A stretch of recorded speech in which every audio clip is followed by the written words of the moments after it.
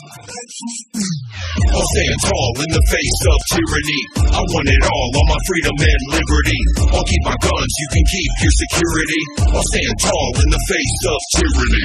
I'll stand tall in the face of tyranny. I want it all my freedom and liberty. I'll keep my guns, you can keep your security. I'll stand tall in the face of tyranny. Good morning, good afternoon, good evening, wherever you may be. A big, huge, warm welcome to this, the Transatlantic Truth Special of The Kev Baker Show in association with the Freedom Link, right here on your favourite network, Truth Frequency Radio, www.truthfrequencyradio.com. I want to thank each and every one of you for tuning in tonight. Tonight it's the TFR Roundtable, so I'm joined by Johnny Whistles.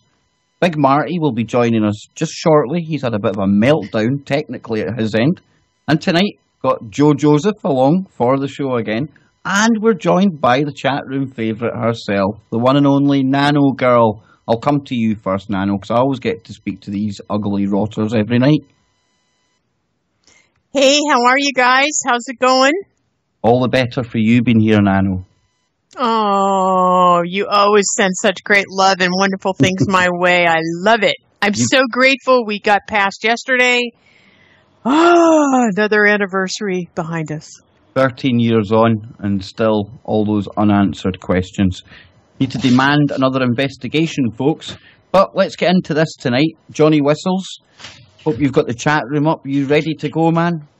Yes, I'm Kev. And how are you doing, Johnny? How are you doing, man? I'm no bad, Kev. Better than I have been, so... That's what I like to hear.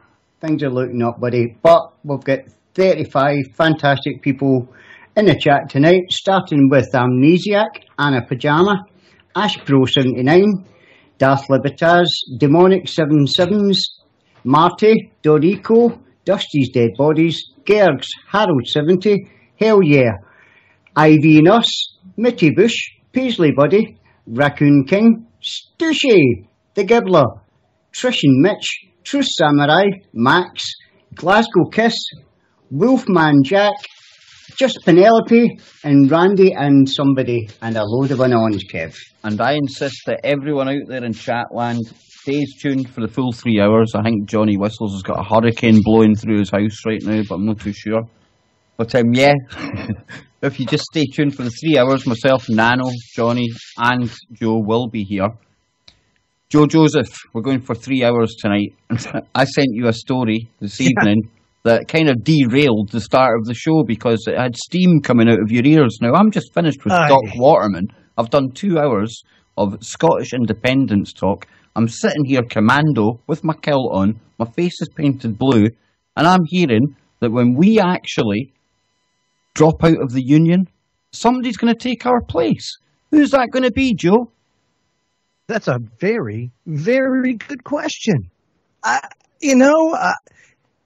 it's surprising that's actually pondered this because I have a rub with this David R. Wheeler of Lexington, Kentucky. I can't even believe this guy came from Kentucky writing like this. He says, here's a question that seems to be lost in the debate over the Scottish independence vote, September 18th. He says, if Scotland's vote to secede, if they do vote to secede... I'm going to reconnect you, Joe. In fact, I'm going to reconnect the whole call because it seems to be struggling. You sound like a robot there, man. Oh, robot. We are back, folks, just like that, eh? In the flick of a switch, Nano Girl's back, Whistles is back, Joe Joseph's back. All good, Joe. Go for it. Do I sound like a robot? Only because you're pretending to. Oh, sorry, I thought we were going there. So anyway, it says if Scotland votes to secede, is that a spot for another country? And if so, Scotland, can we take your place? Meaning the United States, can we take your place? He says, I realize that Americans fought a bloody war of independence from in the late 1700s, but our rifts have healed over the past 240 years. Yeah, I'll say they have. It says in 2013, the Pew Research Center reported that England topped America's list of favorite nations in a near tie with our beloved northern neighbor, Canada. I I mean, first of all, did you hear? Can we take your place? Joe, Tell me, do we want to take your place? Honestly, it's great over here, Joe. Honestly, it's really, really good. Our health system is really great. Unemployment's really great. Don't tell them, Johnny, till they get here, right? but I mean, you know, how's this Queenie, comparatively speaking to our tyrannical dictator, Barack Obama? You know, compare the two. What do you think? Would we be better off with the Queen? If you want a queen, you can definitely have her. I don't think we'd be better off with the Queen. I think we already have a dictator. He has a pen. He has a phone. I think we've got our own little. In fact, after his speech, I think you'd probably argue for the fact that he's certainly not on our side, Joe. No, he's not on our side at all. As a matter of fact, I don't know what side he's on, because he seems to. I heard he goes both sides, Joe. Yeah, well, yes, I heard that too. But you know, obviously, he's just a puppet. That's his job, and that's what he's do. And they know to impeach the first black president. So they're going to let him do whatever it is that he wants to do, and they know it. Joe, where are you broadcasting from? I don't know. Why is it bad? Oh, wow. It's as bad as I've ever heard it. Johnny, what do you think? It is a bad one tonight, buddy. I don't know what's wrong. Do you know what it could be? Could be the solar flare. Could be. Oops. Yeah, it looks like he's trying to connect again. Well, I mean, I think the speech that Obama gave the other day, I mean, I would almost call it a non-speech with a whole bunch of hidden messages. I mean, Drudge had this freaky picture, since we're talking, it's Freaky Friday. He had this freaky picture with Obama having horns on the back of his head because of the curtains in the back of him. Baphomet Obama. Oh my God. I mean, and then, you know, Islam isn't ISIL and ISIL isn't Islam and we're really good people. And it's like, whoa, wait a minute. What country are you the president of? Certainly not America. It's like, oh my gosh, you know?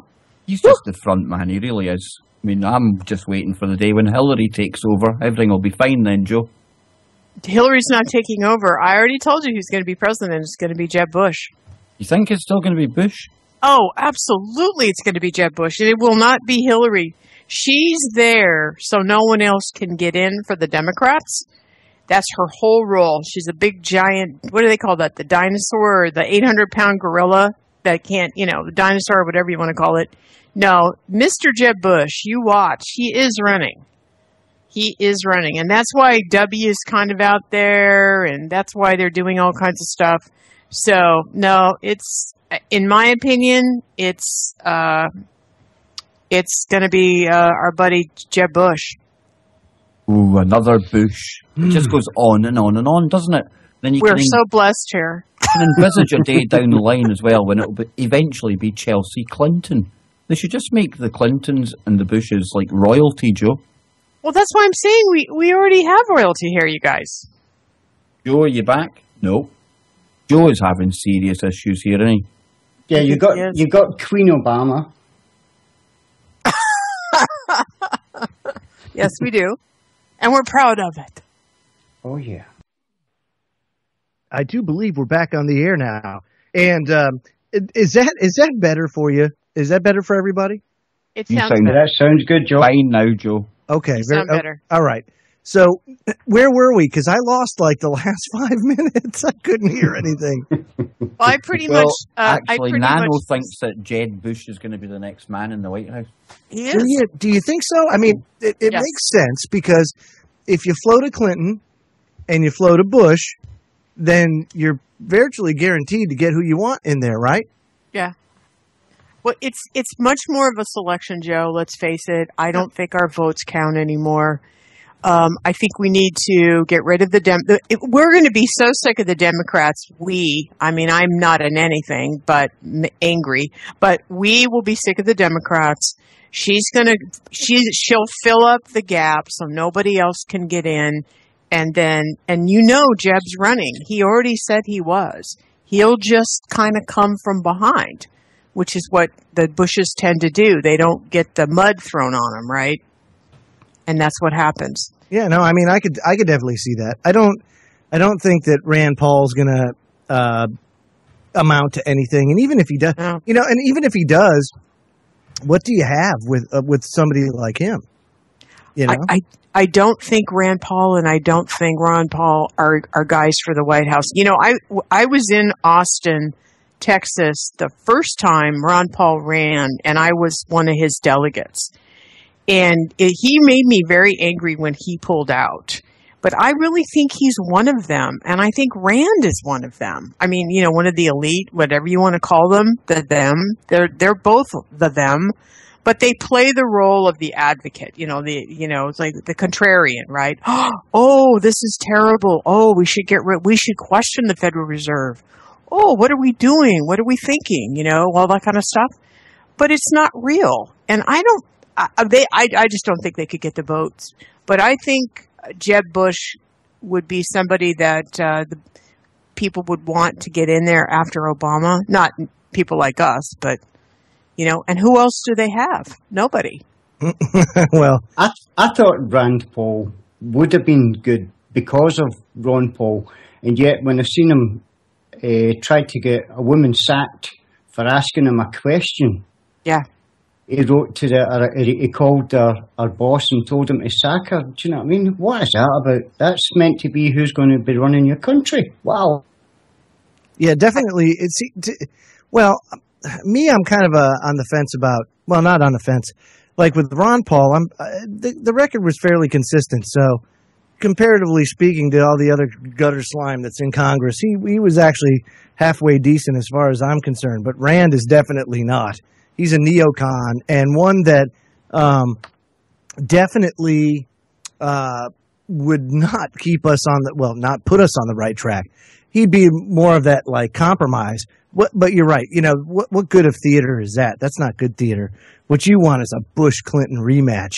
That way, you're guaranteed for at least 4 more years, if not 8, you'll get your person in the White House. And then you've got George P. Bush behind Jeb for another generation of Bush. I mean, so you could just keep that thing going and going and going.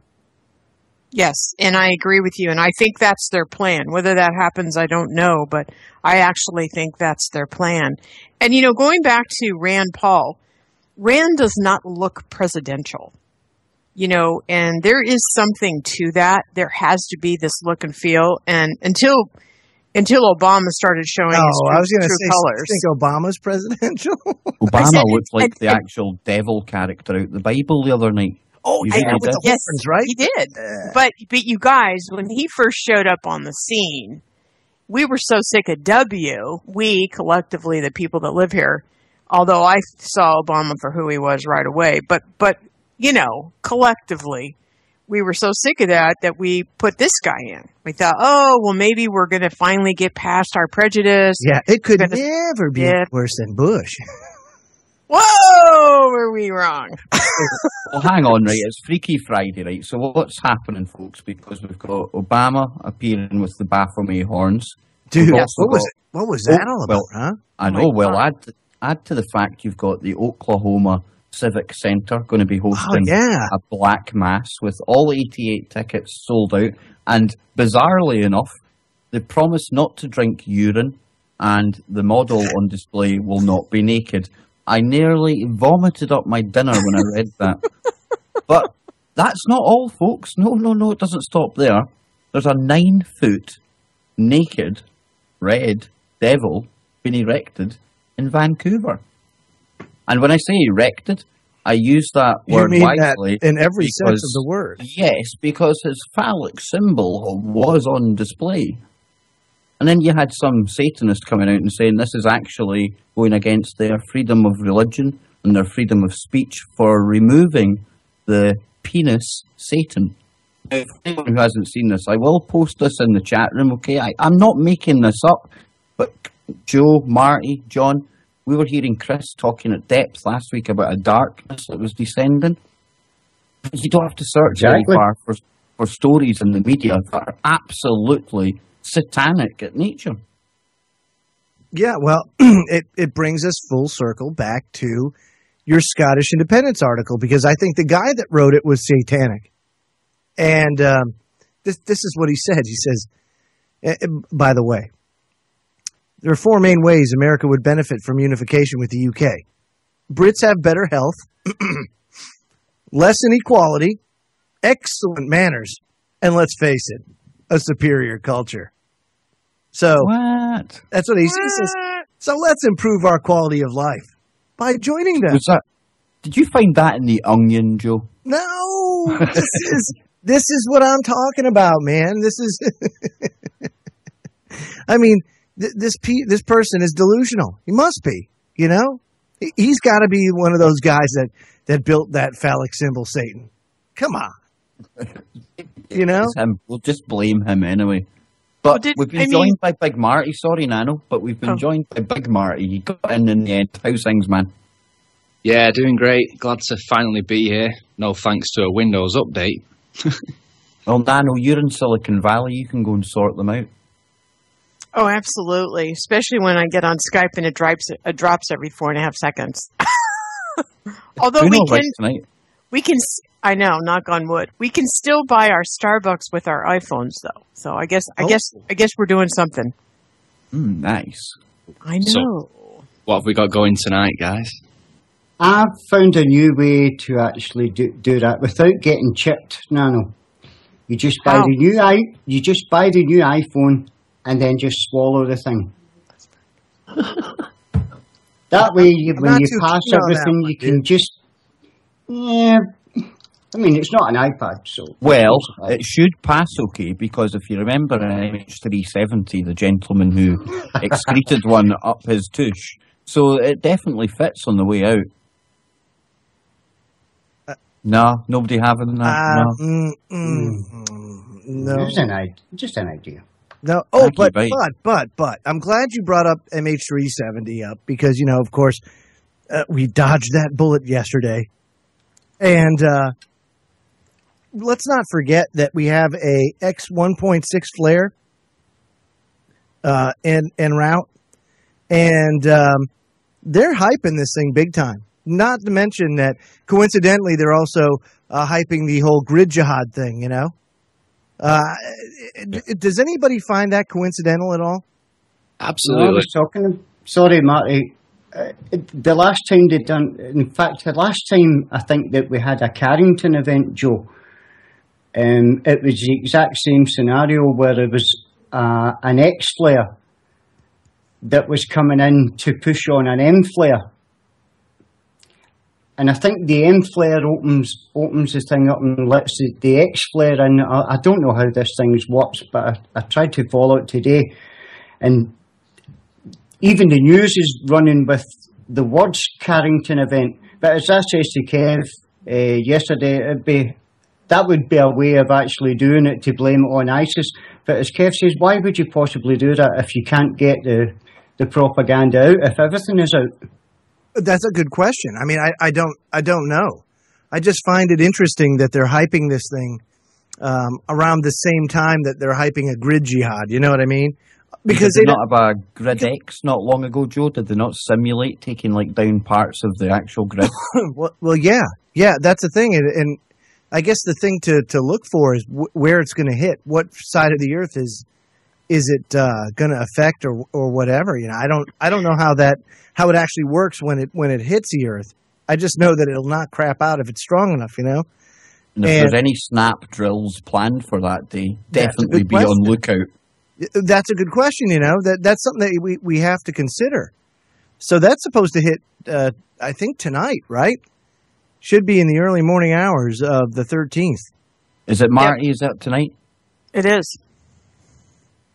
Yeah. Yeah, and we're... Sorry, Marty, on you go, bro.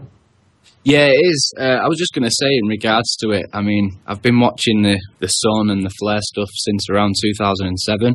I've seen lots of these events of X-class flares, even way bigger than this one, you know, and it's not done anything. So it leaves me a little bit suspicious to why they're hacking this. You know, maybe they're planning some sort of blackout, but they're not quite sure who to blame it on yet, you know.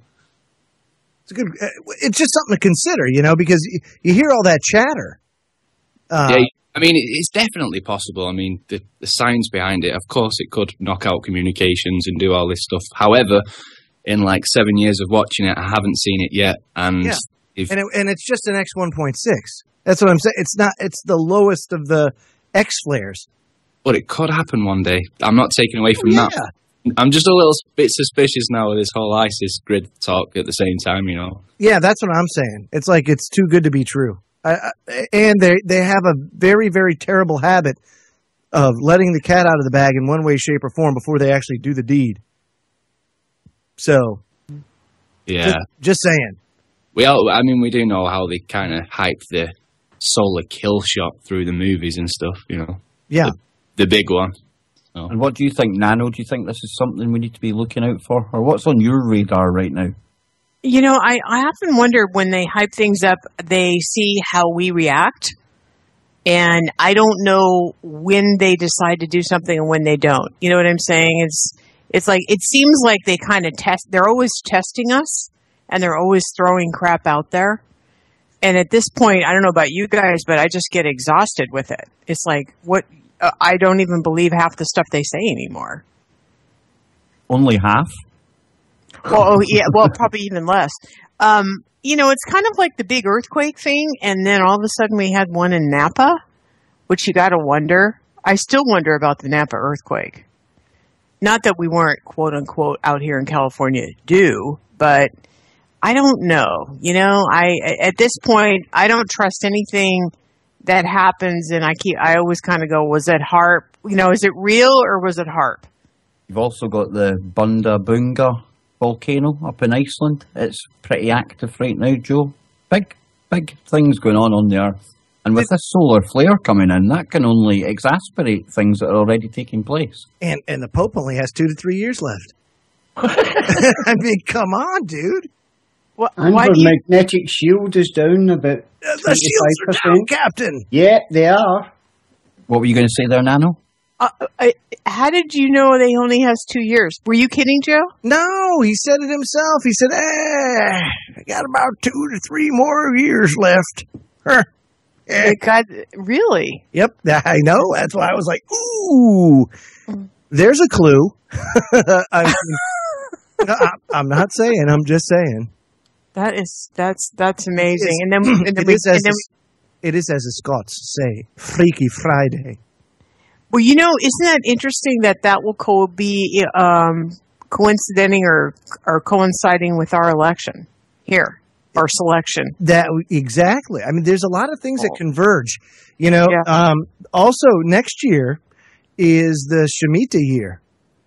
That's the Jubilee year in Hebrew. Now, if you look back every 7 years, you go back 7 years, you'll find out that there's been a big, like in the economy, economic downturn, an upheaval in world events, things like that you end up finding or seeing every 7th year. And the end of this year, of 2014, our calendar year, to the start of 2015 is supposed to be a pretty tumultuous time. So we'll see.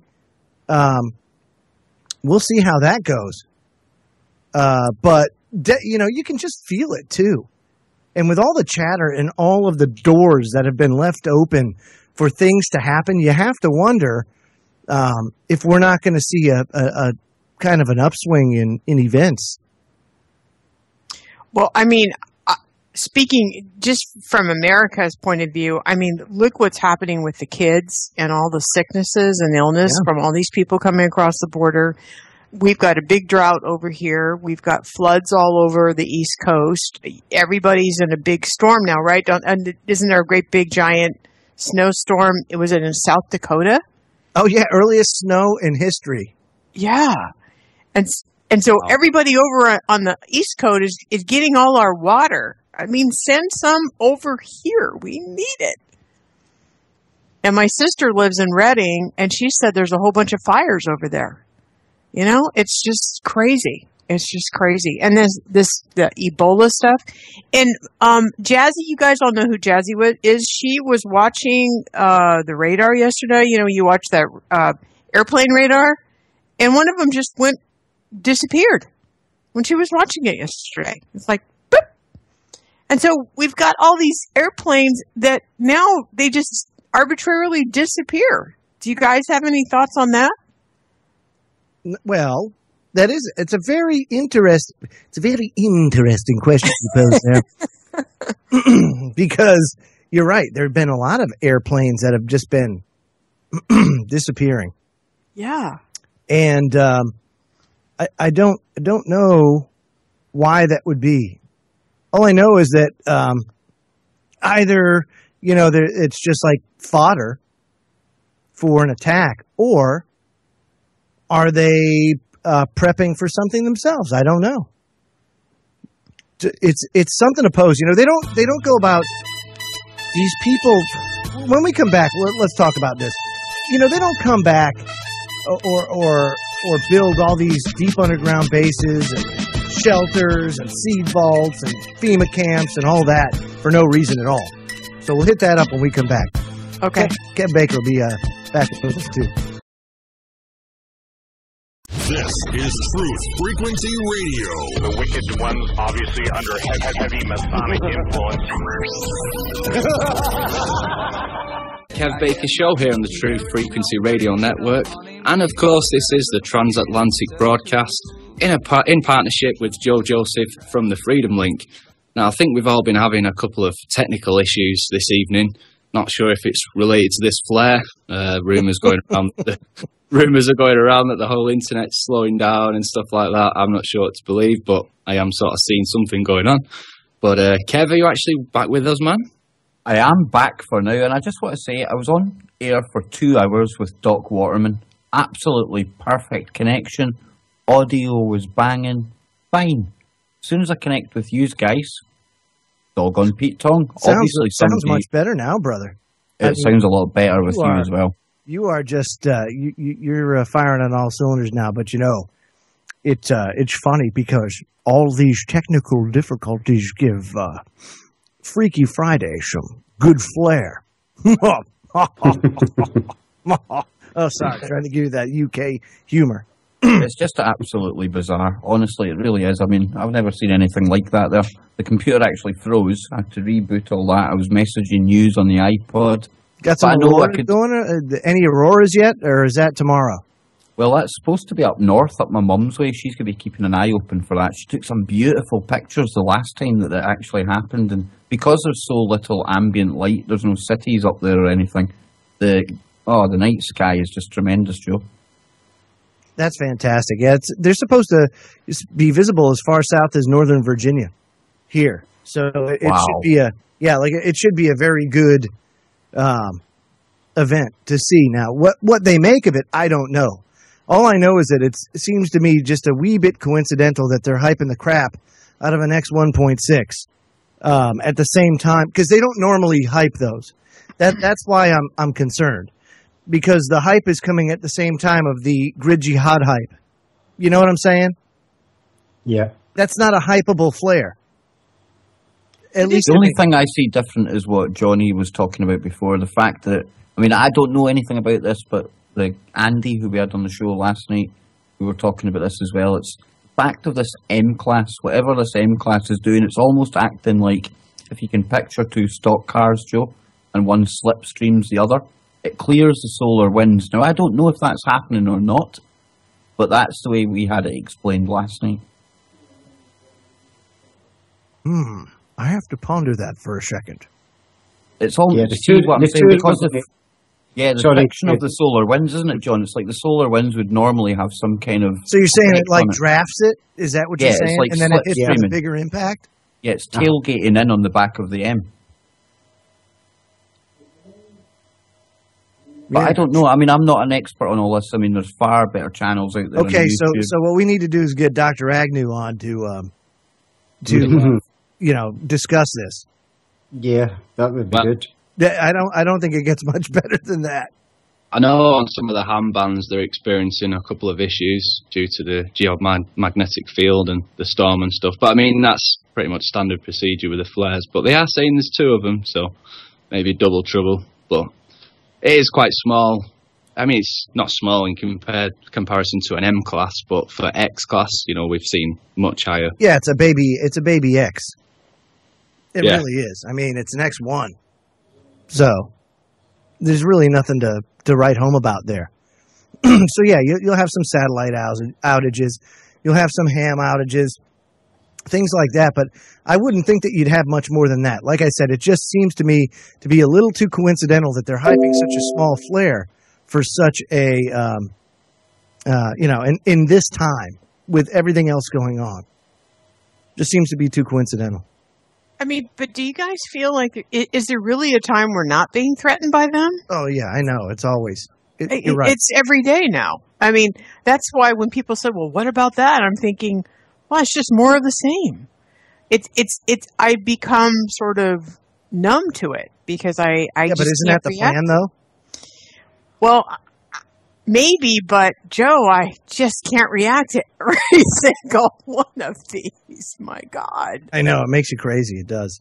It does. It really Isn't does. that the whole point, though, Joe? Aren't they trying to overload us with all these different things at once? That out of chaos order. Yeah, of course. That's what they want. They want you to be leery and fear everything, and that's the problem. That's why you shouldn't. Don't fear it, All right, yeah, they're listening in. Well, then teach them something if they're listening in. Do a broadcast, do a blog. Let them monitor that. Let them have to read through that. They're human beings. They'll see. They read enough of it. They'll come about. But that's what we need to do. We got to get active. It's the only way we change this thing. And but there's some freaky stuff that is going on that is happening at a very fast pace. Another thing, Kev, that I saw that has the ability to be really freaky is this possibility that Ebola goes airborne. Yeah, it seems to be it's been talked about from the start. I believe even Doolin said to us at one point about airborne Ebola. Yeah. And off air we've spoke about it. It's certainly, that's it now coming out in the media that it is airborne. And can you imagine the catastrophic events if it was to mix with, say, that mystery illness that's going about right now? Mm-hmm. I mean, The enterovirus? Yeah. The enterovirus isn't really a mystery.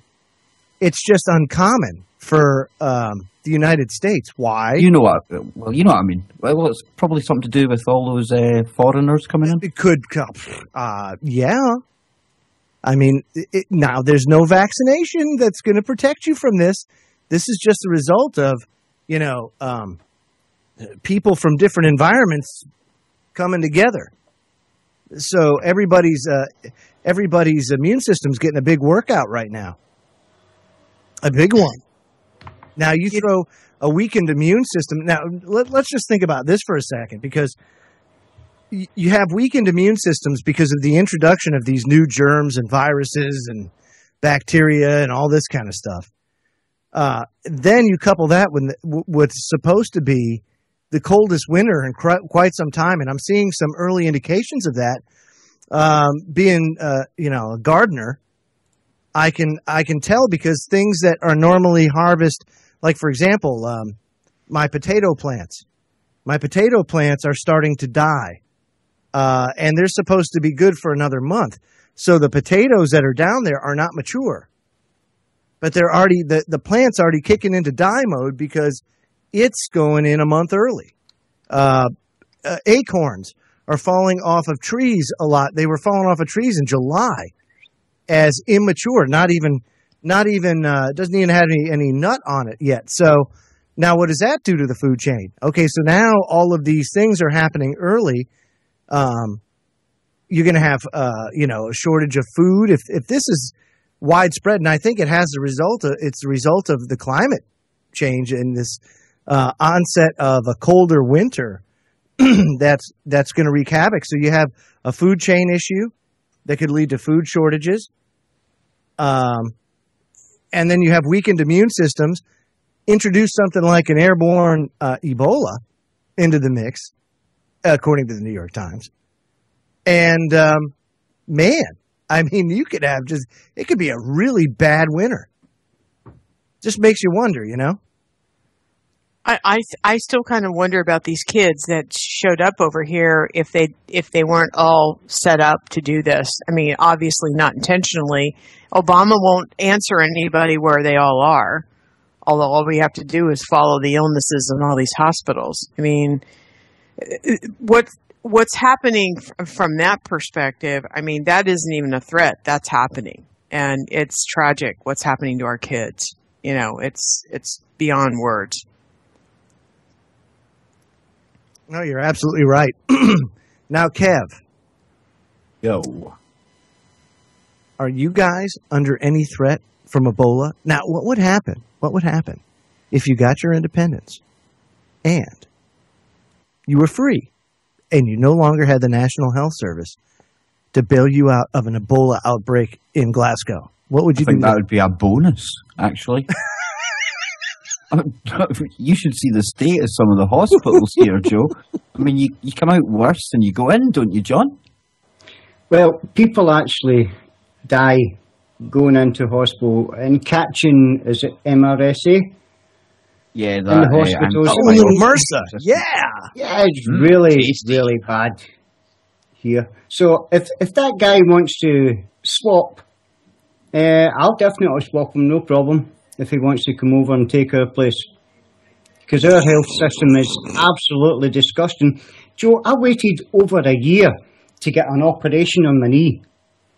Now that guy's saying there that if you can afford insurance, do you know what I mean? Like, say, health insurance, you've always got that to fall back on. Like, now, you guys don't have health insurance, though, right? You have national health, so you don't pay for health insurance over there, right?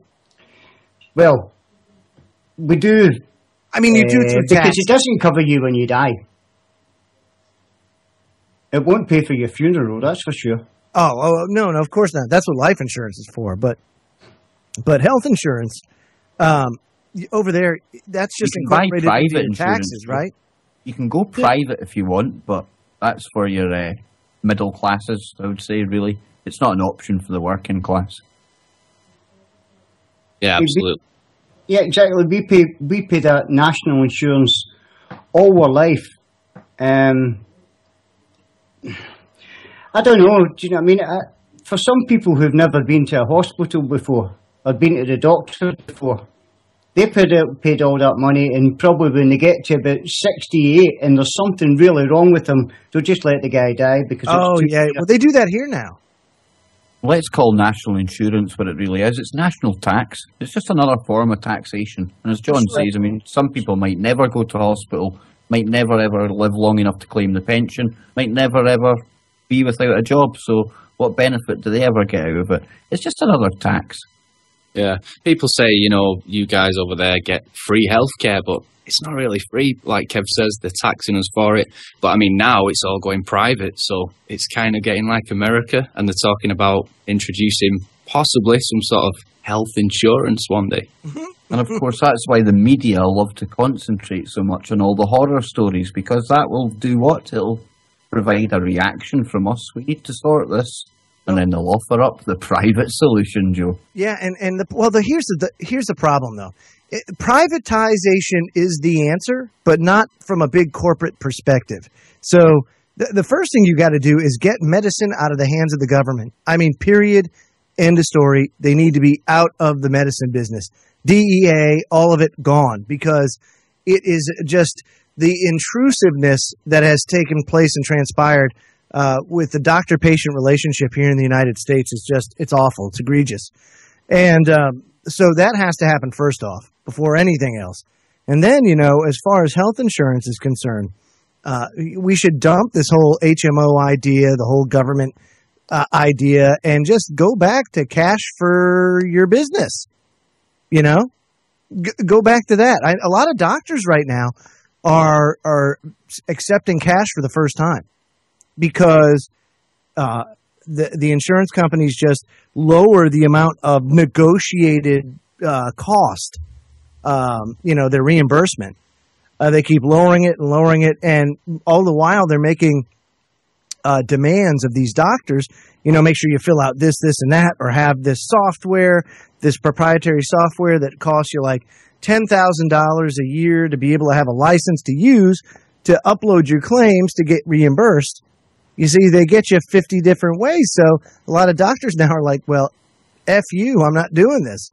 I'll just go off and do get doctors and hospitals out of this whole treatment mentality. We need to get them to prevention and cure.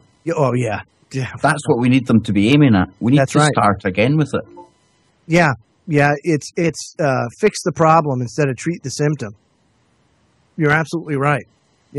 We'd have to get our medical profession back up to speed, though, because they haven't been taught that in quite some time. Yeah, because there's no profit in it. They work for the pharmaceutical companies, whereas in my utopia, it would be the other way around. The pharma companies would be clamoring to come to them with the cheapest possible drugs for the role that the doctors are demanding. Yeah. Yeah, but that's reality, though. Reality, good reality is always 180 degrees out from what actual reality is. Oftentimes, that's what I find out. And you're right. If you do it right, that's the way it should work. But it's not being done right. And the fact is that big money is what rules everything. Look at what is it? The top 1% control something like $32.6 trillion in the U.S. I mean, that's unbelievable. That's disgraceful. Yeah. And then you wonder why all of us at the bottom are just absolutely suffering. And I'll tell you what, it has nothing to do with any hatred towards people that want to make money. Hell, I mean, I want to make money, no problem, and I work like a dog. But it's the advantages that have been created and sustained and fomented over time, and these relationships that have been forged, and what they have done to people with their wealth that I have a problem with, What do you think, Nano? You've been very quiet. All us guys are overpowering you here. That sounded wrong, didn't it? That actually came out all wrong. Dude, that was awful. That was terrible. Wash your mouth out, Kevin. By the way, I marked that time down, too, just so you know. Oh, no. Got you covered. That's a hanger special. But, Nano, Joe Joseph has derailed my Freaky Friday show again. You noticed that? Hey, I think I'm actually Yeah, you're on air. You're on air. Okay, all right. So I love you guys, and no, I was just listening. I think you're right. I know we have talked a little bit about some of these concierge doctors, though. They're going to be coming out, and hopefully our entrepreneurial spirit over here in the USA will help us move towards something a little bit different. But yeah, the healthcare system is another thing that they don't have to threaten us anymore. They're actually implementing, the silliness. But yeah, Freaky Friday. Were we going to talk about something crazy? What's something crazy? You've always got something crazy. I know. Well, we were going to spend a few minutes on the UFO situation in the sense of bringing it into the 21st century. Ooh. And I know, Johnny, you had some thoughts about this, so I was going to throw this out there. Here's what I've been thinking about this whole thing. I think we need to get rid of that word and stop looking to the government to say they're real, because number one, they're never going to say that. And that's like saying, I want my ex-husband to stop beating me. The way you change all that is you leave your ex-husband. And sorry, I don't mean to be bad-mouthing on the guys here. But we need to step away from that. And I had this great analogy on the way home today.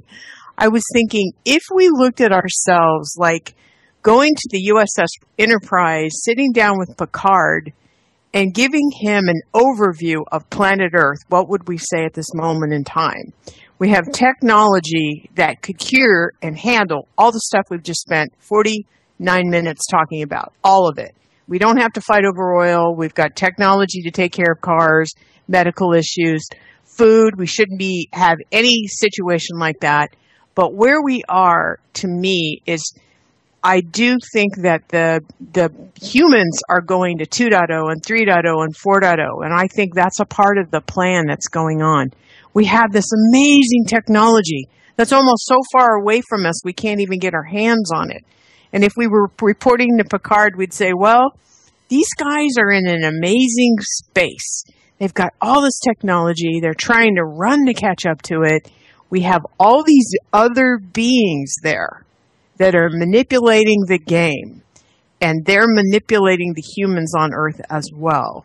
And so you get away from this conversation of Nano Girl standing in her backyard going, I don't recognize that thing that's flying, versus, wait a second, look at all the amazing things that are going on. Of course, everything's happening. And we are now a part of this huge neighborhood. And other planets have gone through what we're going through. And we probably have gone through this a number of times ourselves. And you just get away from this little tiny conversation and looking to Big Brother to tell you, yeah, they exist, and move it into this technology and amazingness. You know what I'm saying? Like amazingness. Yeah, I think that meeting may already have occurred, Nano. And I think you hear it being spoke about a lot, but a breakaway civilization. And it would explain where a lot of these millions and billions get funneled off to. And we always hear about how DARPA, and at the same time, probably the pharmaceutical, every kind of industry, manufacturing you can think of, at the very highest levels in their research and development departments, they're probably already 40-odd years ahead. Now, if these people are 40, 50 years ahead of us, it's not too much of a stretch to think that they are travelling between planets, solar systems, galaxies. Maybe they have had that liaison. Maybe there has been a deal been struck. Yes. Don't know what anyone thinks of that. Yeah. Johnny, what do you think? I know you had some ideas on this. Yeah, it's just, for anybody to believe that we are the only intelligent species, if you can call it intelligent, do you know what I mean? Yeah. How long have we been here? How long has the planet been here? How long has the universe been here? And yet we think that we are the only things. That's what I can't get. I can't get that people don't think that there's anything out there. I just can't get my head around that. Well, Marty, what do you think, man? I have to agree. I think mankind would be arrogant to think that we're the only species in the whole universe. I don't believe that one bit. I just think it's so far out there that, either we can't see it yet or, they suppress this stuff for another agenda. But that's another show. I think some of these other races are probably beyond our comprehension. But Joe Joseph, I left you till last to get your take on this. Breakaway civilizations, aliens here amongst us. What do you think, man? All of the above. Oh, yeah. And I'll tell you why, because even for all of you people like me that are, believers in the Bible and all that stuff, it says it right in there that's the way it is. That there's, celestial beings, there's terrestrial beings, that they're people, they're going to be watching us. That we're kind of like a spectacle. That's the way it is. So I always get bent by the people that go and poo-poo the idea that there's life outside of humans. I get irritated because we get it all wrong. Here we are checking race in the box, and the race in the box is not race. It's cultural. It's color of skin, but it's not race. We're the human race. There are other race of intelligent beings out there, whether they be of this dimension or the next dimension or however they exist. I don't know.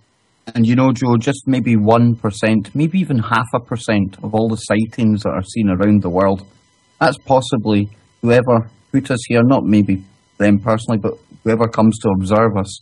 And this probably happens in galaxies all over the universe. And what they do is when they're setting up the planet, they wrap a protective shield around it. A, to protect the planet, and B, to protect the universe from the people that they've put on the planet. And I think you would call that the Van Allen radiation belt. Oh. I think when they turn up one day and they see black, white, yellow, every colour, all working as a race, all working together, nuclear devices gone, war, what's war? It's just not, people can't even imagine what a war is. I think then you'll probably see some kind of giant sweeper coming in and removing the shackles. And then that's when we'll be allowed out into the playground. Just a little bit, though. Now, that wasn't bad at all. I think that's well said, Kevin. I think that, Joe, you made some brilliant points. I think that this conversation has to go now to a high school, college level, right? I think for some reason they kind of keep us in the dark for a while because we're young or we can't handle it or we're afraid or some silliness. But really, going forward, it's we don't need to go to Obama and say, tell us there's an alien. I mean, for one thing, I think he is. But it's, it goes beyond that. It's like you said, we're multi-races. And I do think they put us here. And I think that we're trying to walk forward and be something different. And in the meantime, they're manipulating and pulling strings in the background. And this is probably going on all over the galaxy in tons of planets. I think it doesn't matter if you call it demonic, aliens, interdimensional. It's all of the above, as Joe says.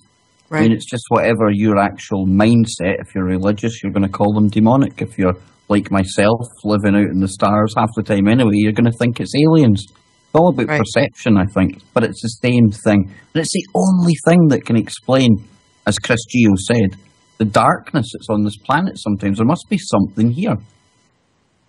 I think, we didn't even talk about all the interdimensional stuff, right? The gens or the ghosts or the shadow people or the things that are taking over our kids or some of the people living here. Don't panic. It's Freaky Friday. There's 2 hours to go. We have a whole bunch of stuff happening here. Yeah, Joe, what are we going into on your part of the show after you successfully derailed the woo-woo train? I think he's on Be Right Back. Oh, trust me not to look. Cheers for outing me, Nano. I could have just said he was having technical issues there. He's having technical issues, you guys in the chat. NSA. So what we're going into after the break, guys, was that you said black-eyed children. Oh, Marty was going to tell us how he does his dreams. Black-eyed children, lucid dreaming, all that, and so much more. 2 hours to go, folks. Wherever you are, TFR, because we're jumping right on to Joe Joseph. You must unite as citizens. We are TFR. Truth Frequency Radio. Fighting for humanity and against globalism. One mind at a time. It's the Freedom Link with Joe Joseph. Welcome, everybody, to this edition of the Freedom Link, this 12th of September, 2014, hour number 2 or 3 of Freaky Friday. Got Nano Girl here, along with Kev Baker, Johnny Whistles, and Marty. And man, let me tell you, getting into some good stuff.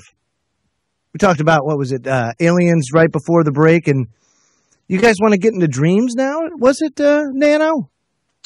Yes, because Marty told us last week that he's able to manipulate his dreams, and I always thought, I've always admired anyone that could do that. Yeah, I know, Nano, you've been waiting all week to talk about this.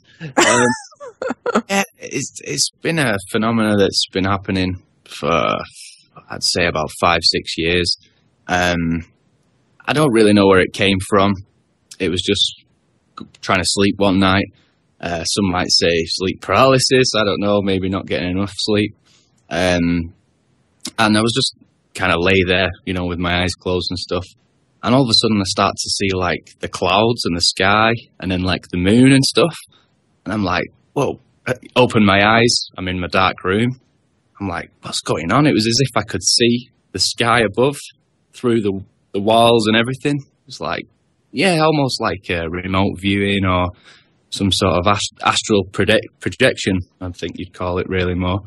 Remote viewing sort of when you see through somebody else's eyes, or you sort of experience somebody else's experience while in the dream sort of state.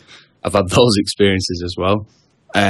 But yeah, it just kind of started there. I started to notice these patterns morphing and all kinds of mad colours and shapes and stuff each night when I was trying to sleep. And it just got more vivid as the time went on.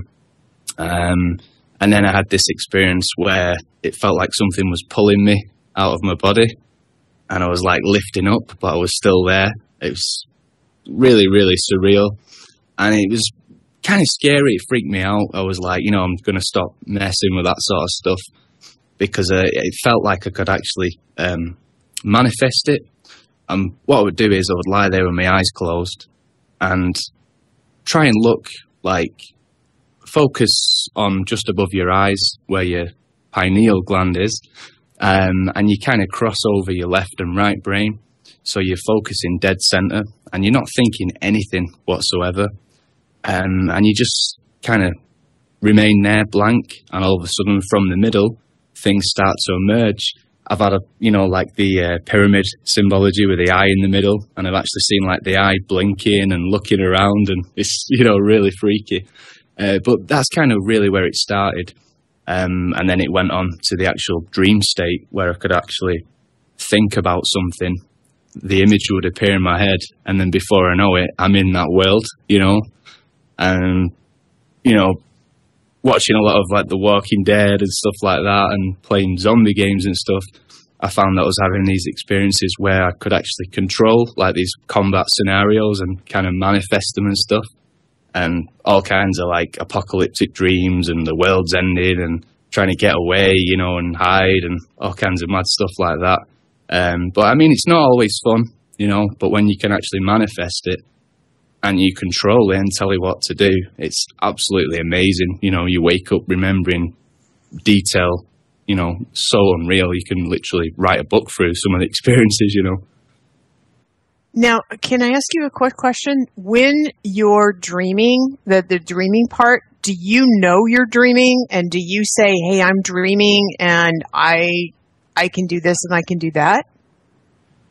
No, I mean, sometimes it's like you kind of lose the whole sense of it being a dream. It just feels so real. I've actually had bad experiences where I've woke up and I can still feel the fear, that I felt within the dream, and you can remember everything. It's not always a good thing, and people say you shouldn't really mess with that sort of stuff, but it's something that I can't really, change. I think my third eye's kind of open to it now.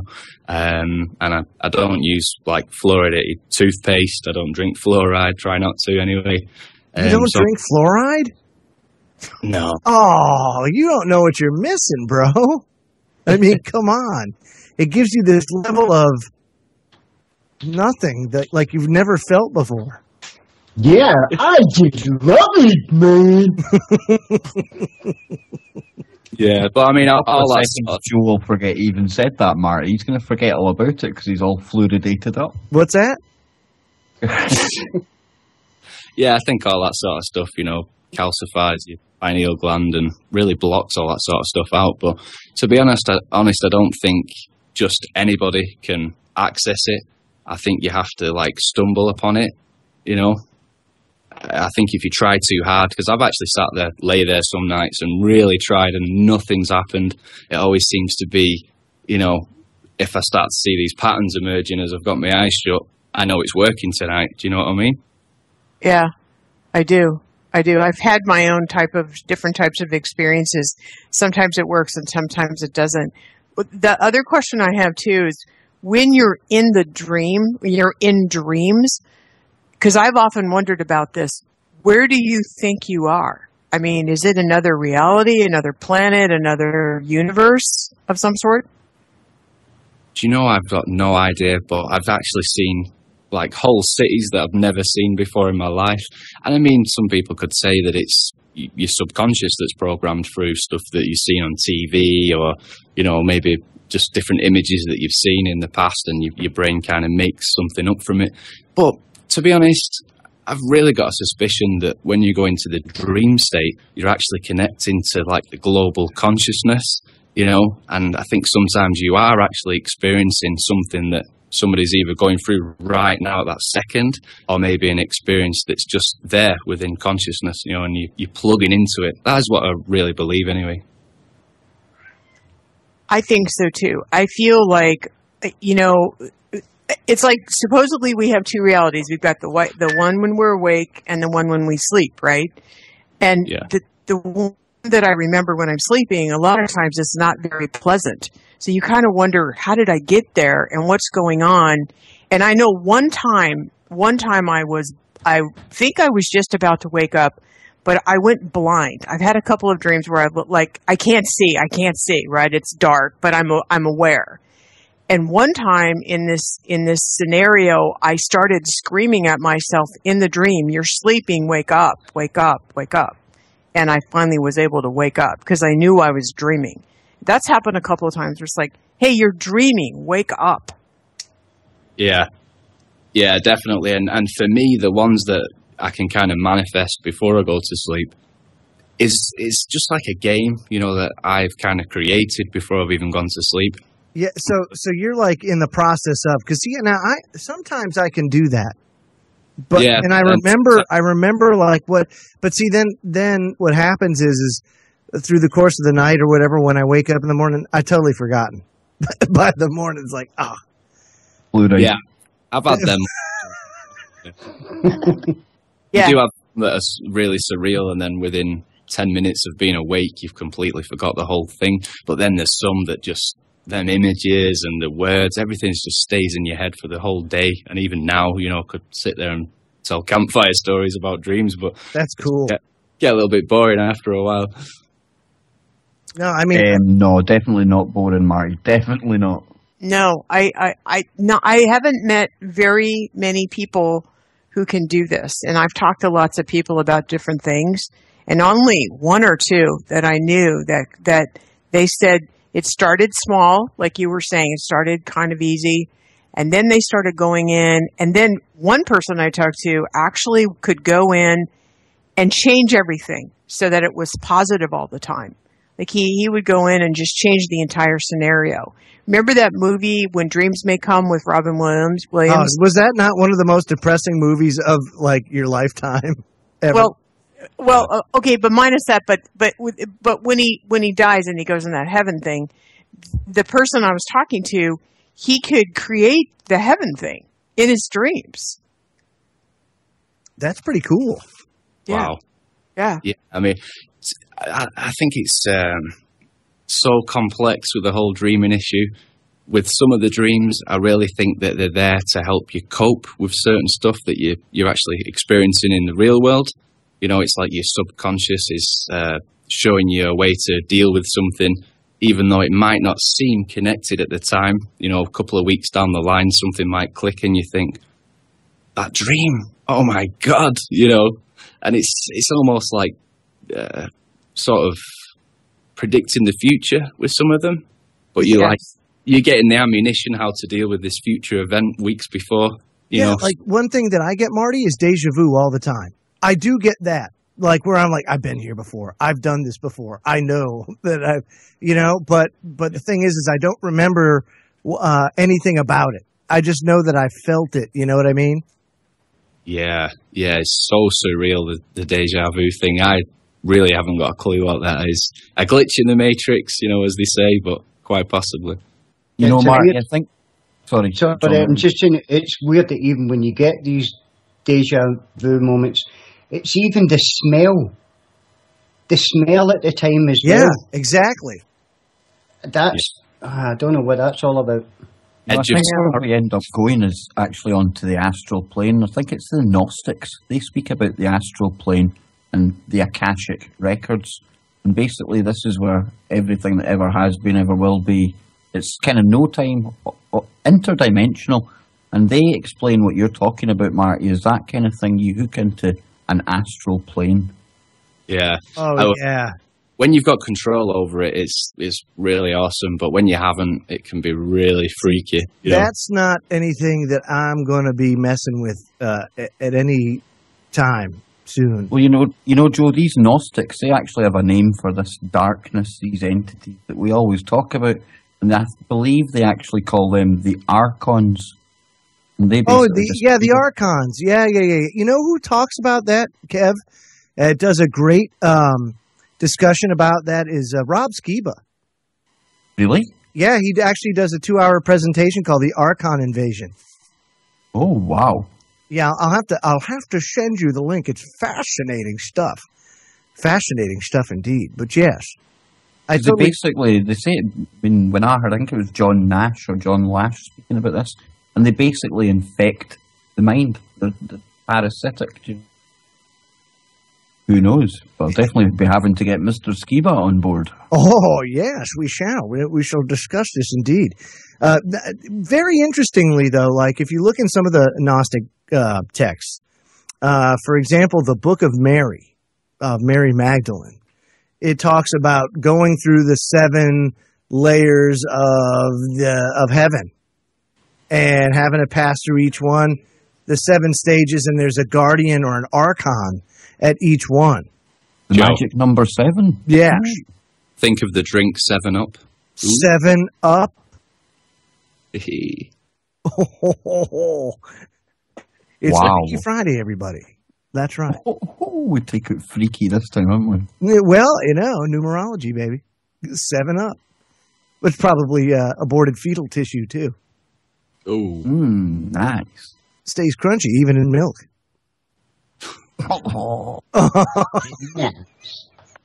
Good job it's Friday night. People are not eating the dinner right now. It is. What was the the Thule Society? There was a point in time, maybe a year and a half ago, where I had the high priest of the Thule Society on to talk about that. Wow. About astral travel and all that kind of stuff. And all I can think of is, damn, that is some demonic shit they're tapping into. That's really all that I really got is like, woof, that is just a wrong thing they want to be tapping into. There is a real dark side to it. I've seen some of these mad entities and things that, that I've not even seen in movies, things that I can't really even explain. I couldn't even draw. It's so complex, the face, so evil looking, and I've seen them staring right at me as if to say, you're not coming in tonight, and if you do, you're not going to like it, and I'll just switch off, I ain't doing it that night. It's a very, very tough thing to grapple with, because, you just don't know what you're tapping into. And there's definitely power there. There's no doubt about it, and that's why the powers that shouldn't be, that's why they believe this stuff. That's why they practice this stuff. That's why they have their rituals and everything like that. But you know why? Because it's serious. That's why. Because they don't want you to think it's serious. So you know what they do? They start a big movement to remove God from society, to remove faith from society, for you to look to earthly things for your well-being, to be your savior, when in fact, there's so much more than that.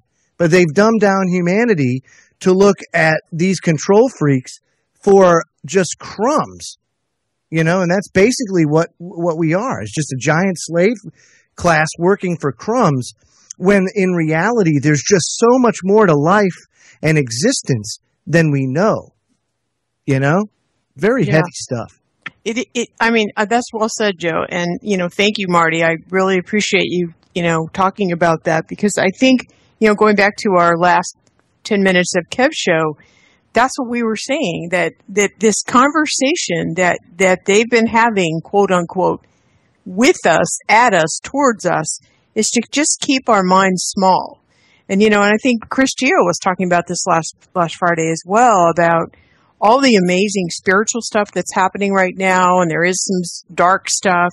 Mm-hmm. And it's all sort of all coming together. But, I think what you're doing, I think it's great. I think we can all do it.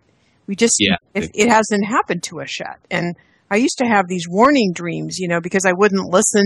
You know how you get premonitions but I wouldn't listen. So they had to send it to me in dreams, and they would literally lay out the future events.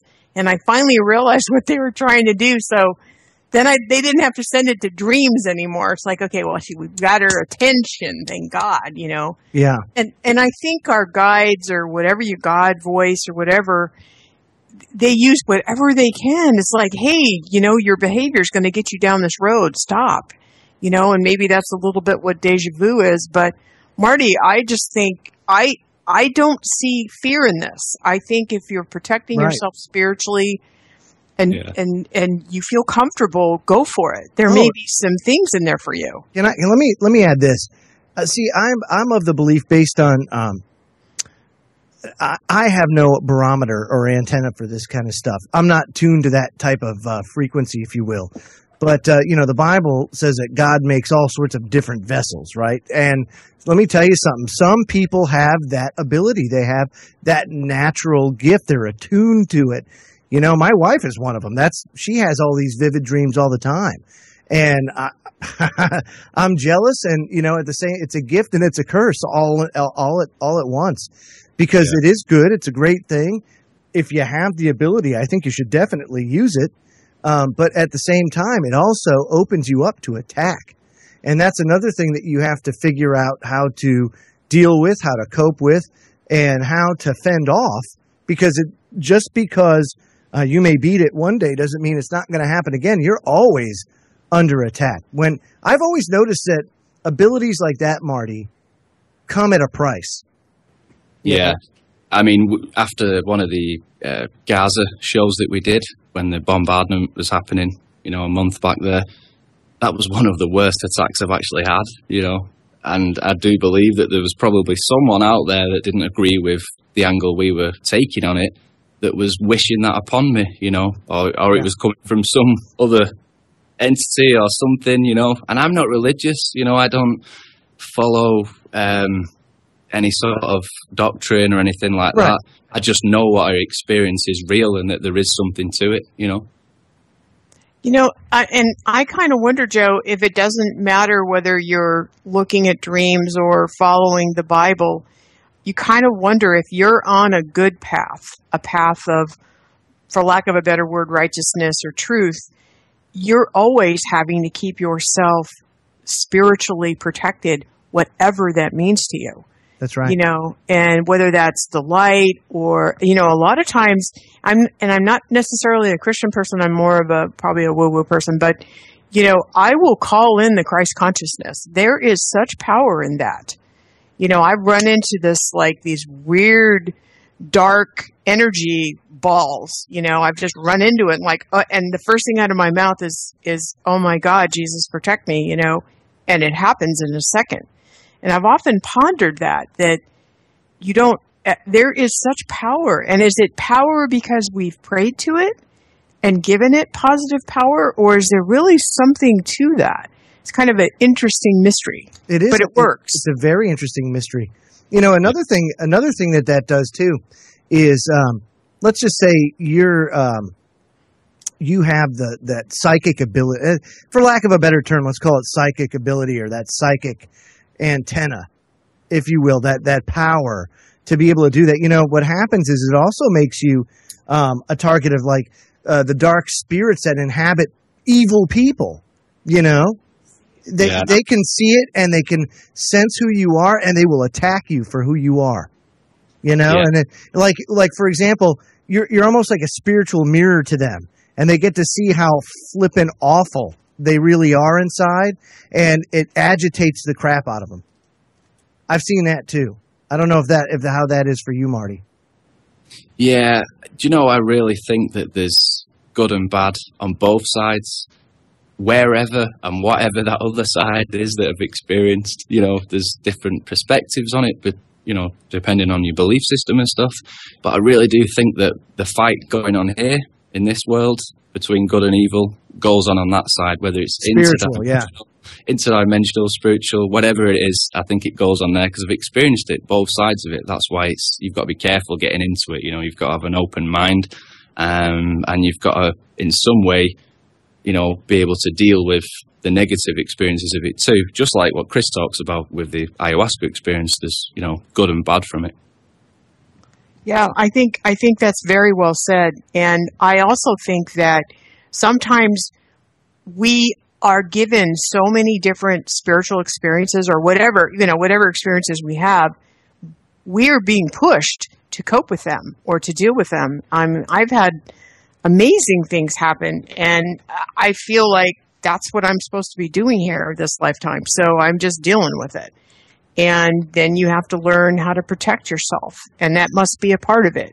As you grow up, you learn that it's like, okay, I'm going to participate in this, but now I need to take extra steps.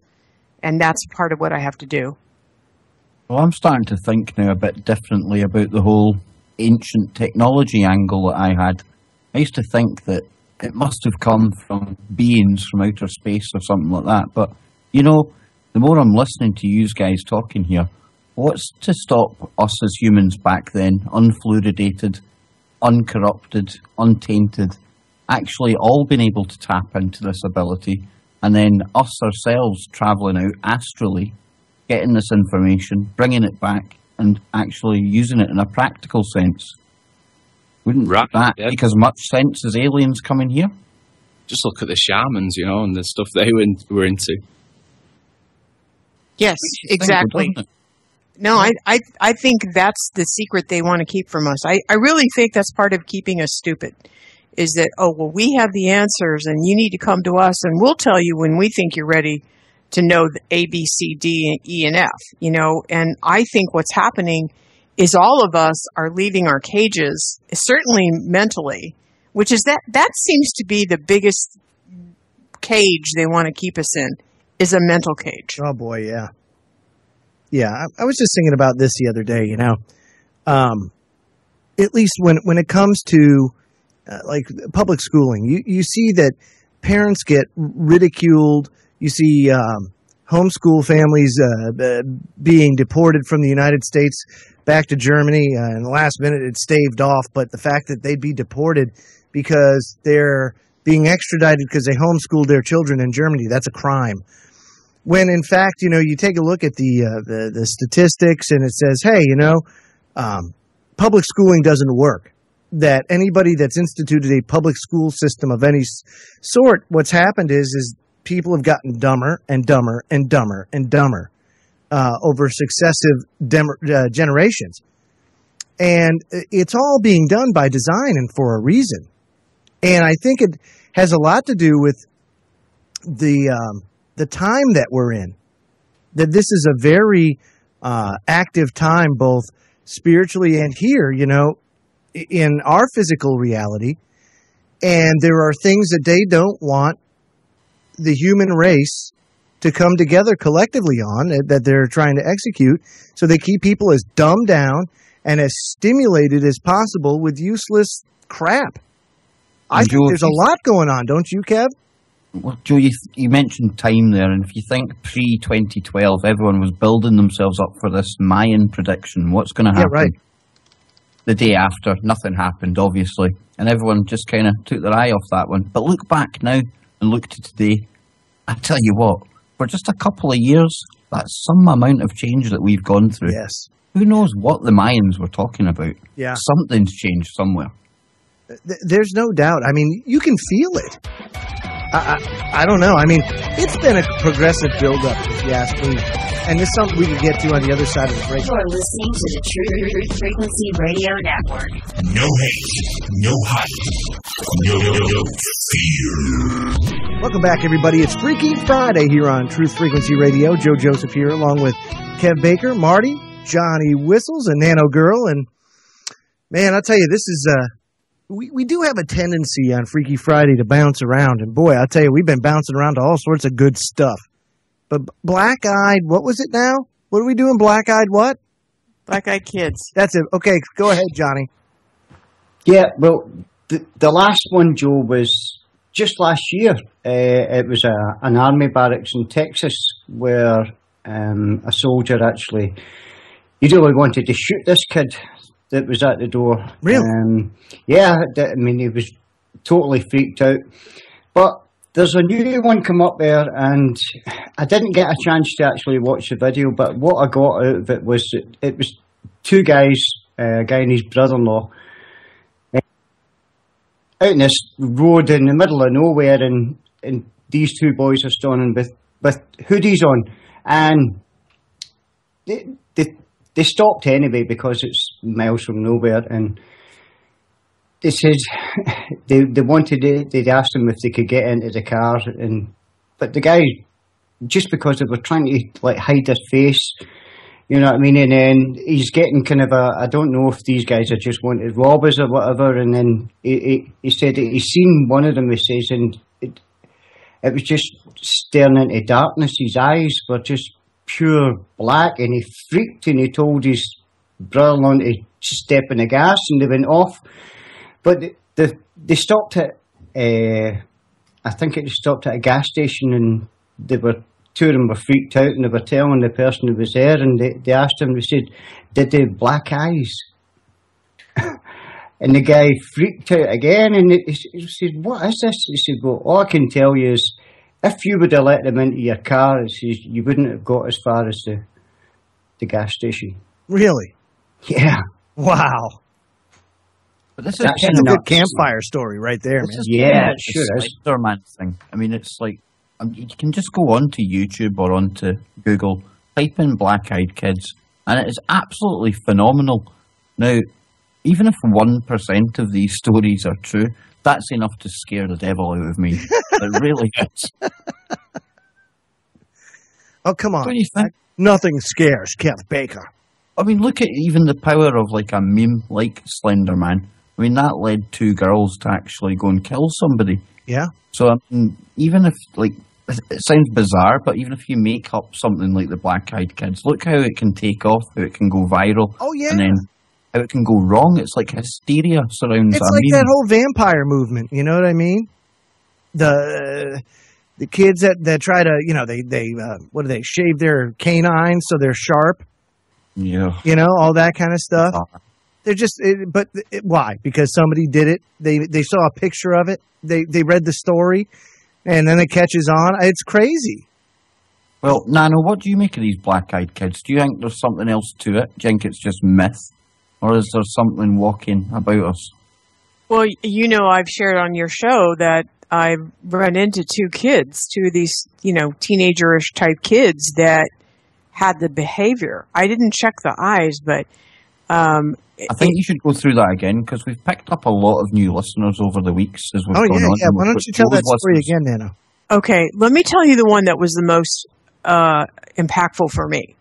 So this was about a year and a half ago, and then both of these incidents were within the last couple of years. But I was on one of my walks and walking down the sidewalk, long story short, and this teenager went by me. She couldn't have been more than 17, and she just was like the most depressed person. You could feel it, right? And so I walked and I thought, I'm just going to say a prayer for her, which I don't normally do, right? So I said a prayer for her, and I turned around, and in this zombie kind of behavior, she started coming after me. She turned around, and you could tell something else was in that body, and she was coming after me, and it was like, don't you pray for me. And I said, okay, I take it back. Sorry. And then they turned around and continued on the way. And that was one of the most freaky experiences ever. Like, oh my gosh, right? And so, do I think this is real? You bet I do. And that's where I go back into our adult discussion of what really is going on this planet, you know, right? The dreams, our abilities, the different realities, the dimensions that I think we have access to. And I think that's always been what CERN has been about. I kind of wonder about time travel and then the dimensions. All this is real. It's not just sci-fi. It's real. It's here. I think some of these characters are actually channeling this sort of stuff without even realizing it, you know, and that's where you get the whole demonic possession terms from. Although it may not be demonic, there may be some sort of explanation for it, because I do see people out there in the world, you know, sometimes, and it's as if they have got no soul, and you don't even know who this person is. They haven't spoke to you. It's just a look in their eyes, you know. It's and like you an get, emptiness. yeah, You know you what get, I'm noticing more? You're noticing this more, Marty, even more so now on TV shows. One that Right. springs to mind is Continuum. The time traveler, the main star of that, the woman, she has a son back in 2073. You only see him briefly in a few of the episodes. I'm telling you, he's as close to a black-eyed child as you have ever seen. And it makes you wonder when you hear all the stories of what goes on in Hollywood, just what these children are subjected to. Yeah, definitely. Different cult. I hate saying cult because I don't like that word, but these different followings, if you will, and some of the rituals that take place. It wouldn't surprise me at all that this is a byproduct of that, and or, you know, could be interdimensional beings. It could be they could be vessels for those, you know, for demons to inhabit. I don't know. It could be anything. Yeah, but Come on, Joey. You've got people like Keisha who are conducting interviews in Rolling Stone, yeah, a role model for teenagers who's walking about telling people that her private parts are possessed by a demon. It could very well be. Nicki Minaj, she's got an alter ego that lives in her. He was born a few years ago. He's called Roman. You've got Britney Spears who can just burst into some English accent without remembering she's done it. I mean, do we need to go on? What is going on in there? Some very freaky stuff. I do have a theory. I think that, again, we were talking about protecting yourself spiritually, Yeah, right. whatever that means. I judge not, you know, religions or whatever, but whatever that means, you need to be rooted and grounded in something powerfully spiritual. You need to protect yourself. I think that's part of growing up here. You know, I don't mean that condescending at all. I mean, I just think it's as we begin to become more empowered, which is why the powers that be don't want us to do that, right? We've all agreed that they're not in favor of that. But the more we become empowered, the more I think we need to take responsibility, because all this stuff is converging now. They can't keep it a secret. Like you were saying, Joe, I think you mentioned something like ever since Bush, ever since 2000. Yeah. I would say ever since the 89 earthquake here in California, I noticed a huge shift. Not only did that shake us up, it speeded everything up. I think this 9/11 thing was all about opening a bunch of doors for them. Yeah. But the downside and the upside for us is it opened up doors for us as well.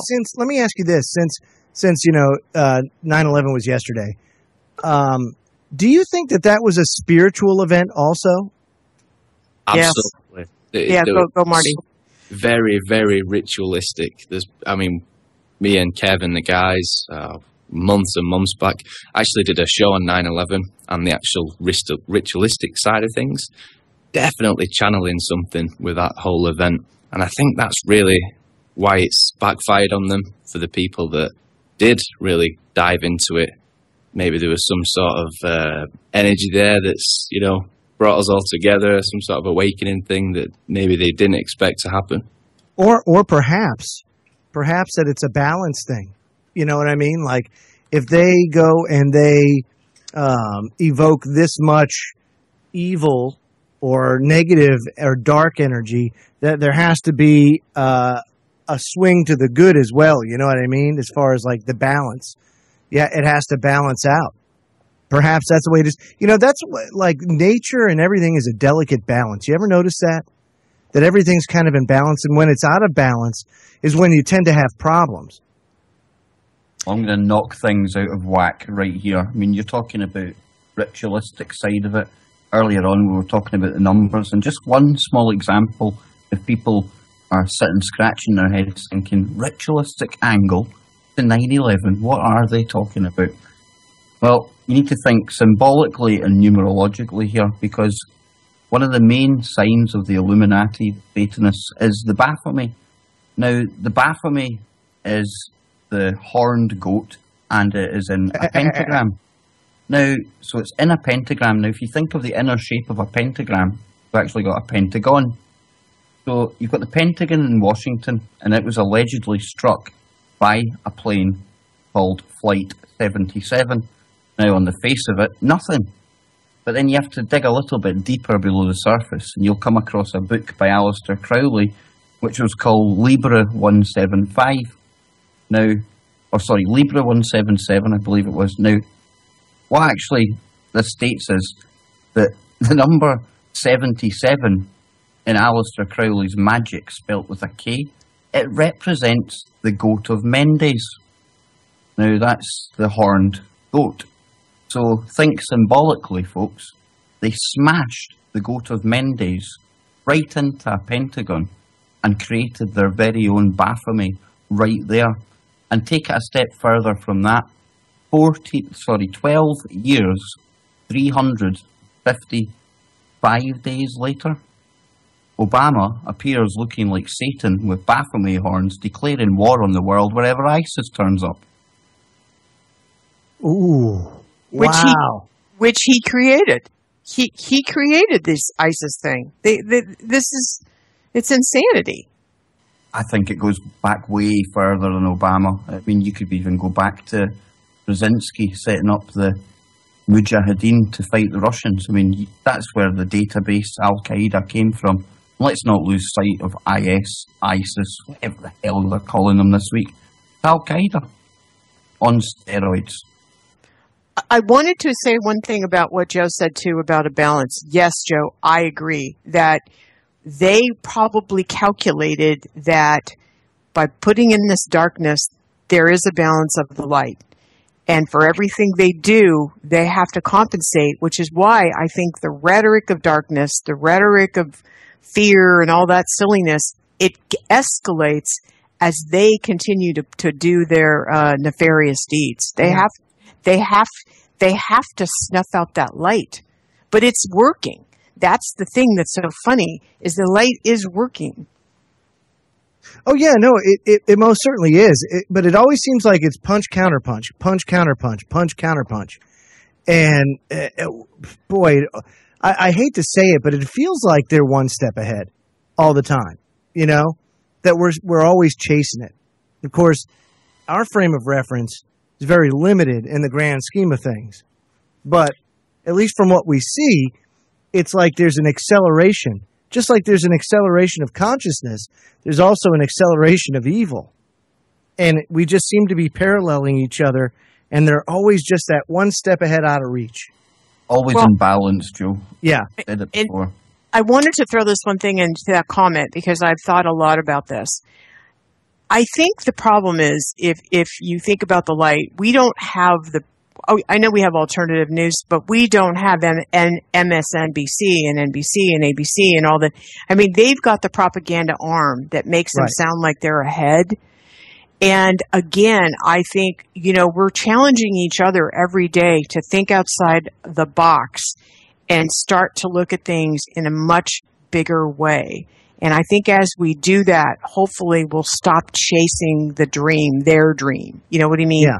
I think that they make it sound like, oh yeah, well we're one step ahead. Yes, re. It's like, you know what? We're catching on. Look at all of the false flags they keep trying to drop on our head, or the missing planes, or all this crap.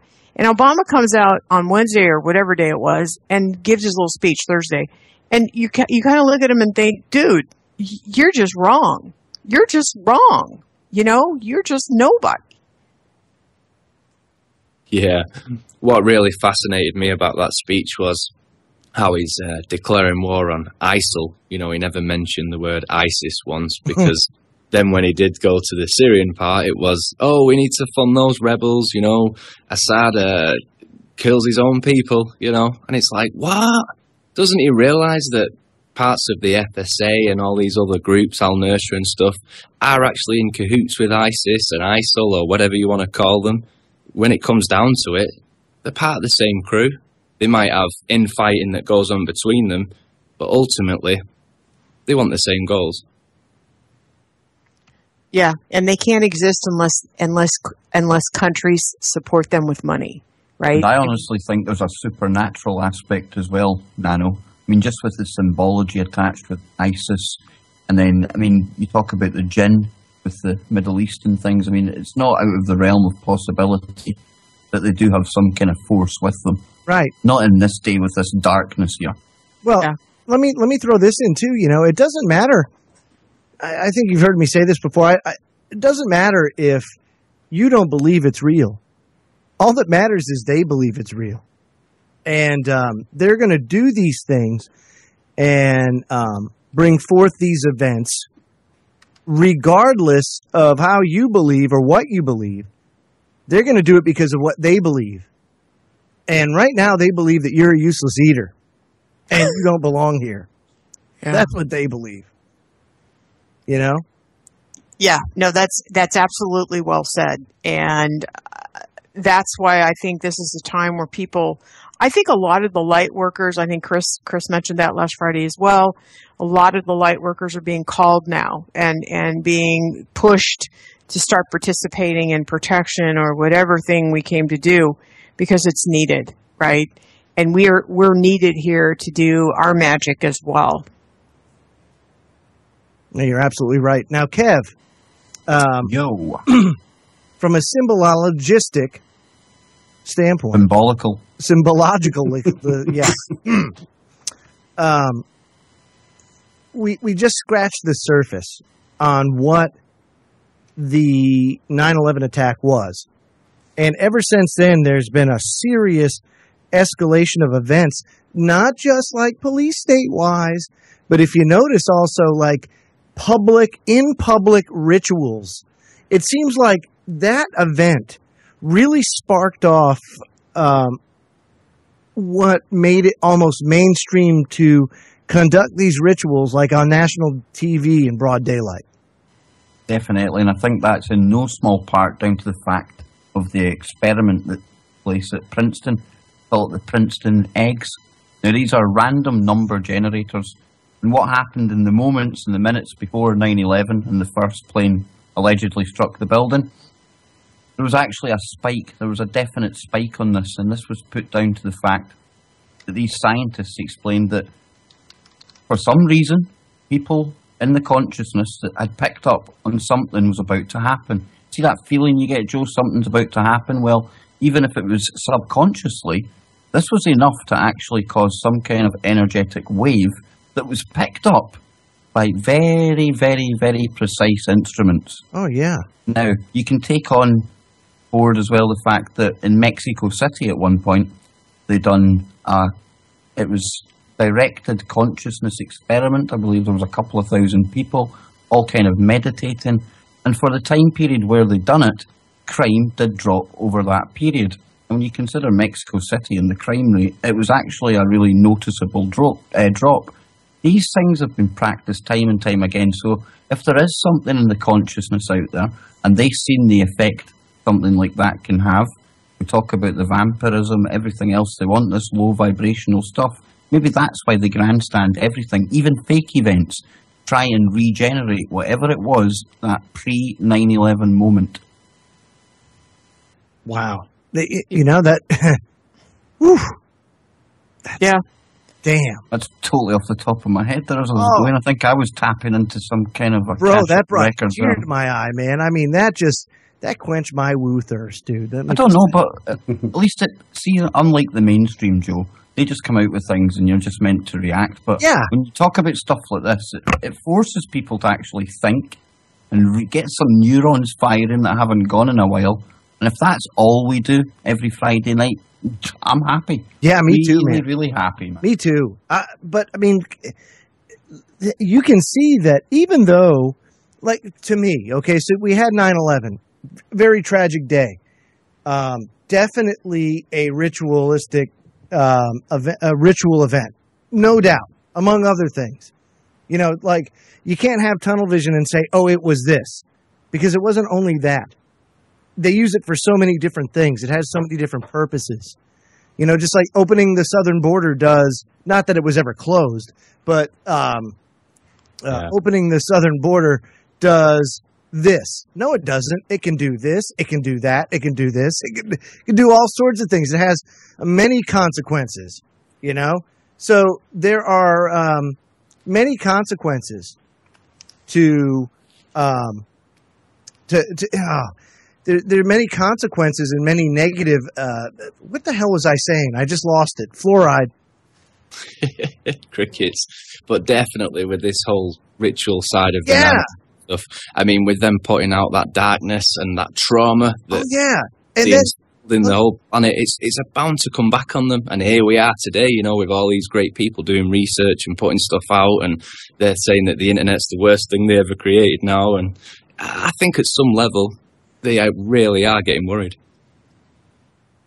Well, they should. They should most certainly get worried. But think about this, okay? So that was a nasty event. Very, very nasty event, 9/11. Then look at, say, the Olympics in London. Remember that ceremony? I mean, that was about as eerie as it could get at the time. That's where it kind of went. Every single ceremony after that, everyone was looking, and there was always stuff to see. But to me, that one was so much more evil than the Twin Towers. I mean, yeah, you had a lot of people die that day. Don't get me wrong. Absolutely. And there's certainly power behind that. But from a symbolistic standpoint, I guess you could say, the London Olympics, wow. You've got a billion people, Joe. A billion people watching around the world. What does that do? I mean, you talk about ley lines on the Earth. Do they pick up on our energy? Consciousness, right. Wow. I literally just thought ley lines as you said it. Yeah. Well, Marty, I mean, it was Rick Clay. He was the one that put me onto the ley lines and the actual site that they purposely picked for that whole ceremony, that whole ritual. It can be described as nothing else. And just imagine, folks, if we do produce this energy, does all the energy from the people around the world actually get soaked into that location? Yeah, like, what did we feed? Exactly, those elites are sitting there. See, Kev, I never seen the opening ceremony, the closing ceremony, or one single event in the Olympics. I just couldn't watch it because it is, honestly, it just seems to be, as you say, all that energy. Somebody's tapping into it, do you know what I mean? Because they know how to tap into it, but I don't know, it didn't affect me, Kev. I had nothing to do with it. I just didn't want to do it. I think after 9/11, pre-9/11, it wouldn't have affected you, but after 9/11, it will affect you, and it affects you this way, because especially 2012 is a perfect example. For about a year out, Jono, we were getting told constantly about terror, and whether we like it or not, there's a small fraction of our mind, every time we hear that, whether we like it or not, it'll pop back to 9/11, and then again we could even still, subconsciously, without even knowing it, be transmitting that very same energy. And that's why we always get the talk of the police state building up before it, because it brings us back to that fear level. Even subconsciously, Jono. Yep. It could be part of it, definitely. I just tap into trauma-based mind control.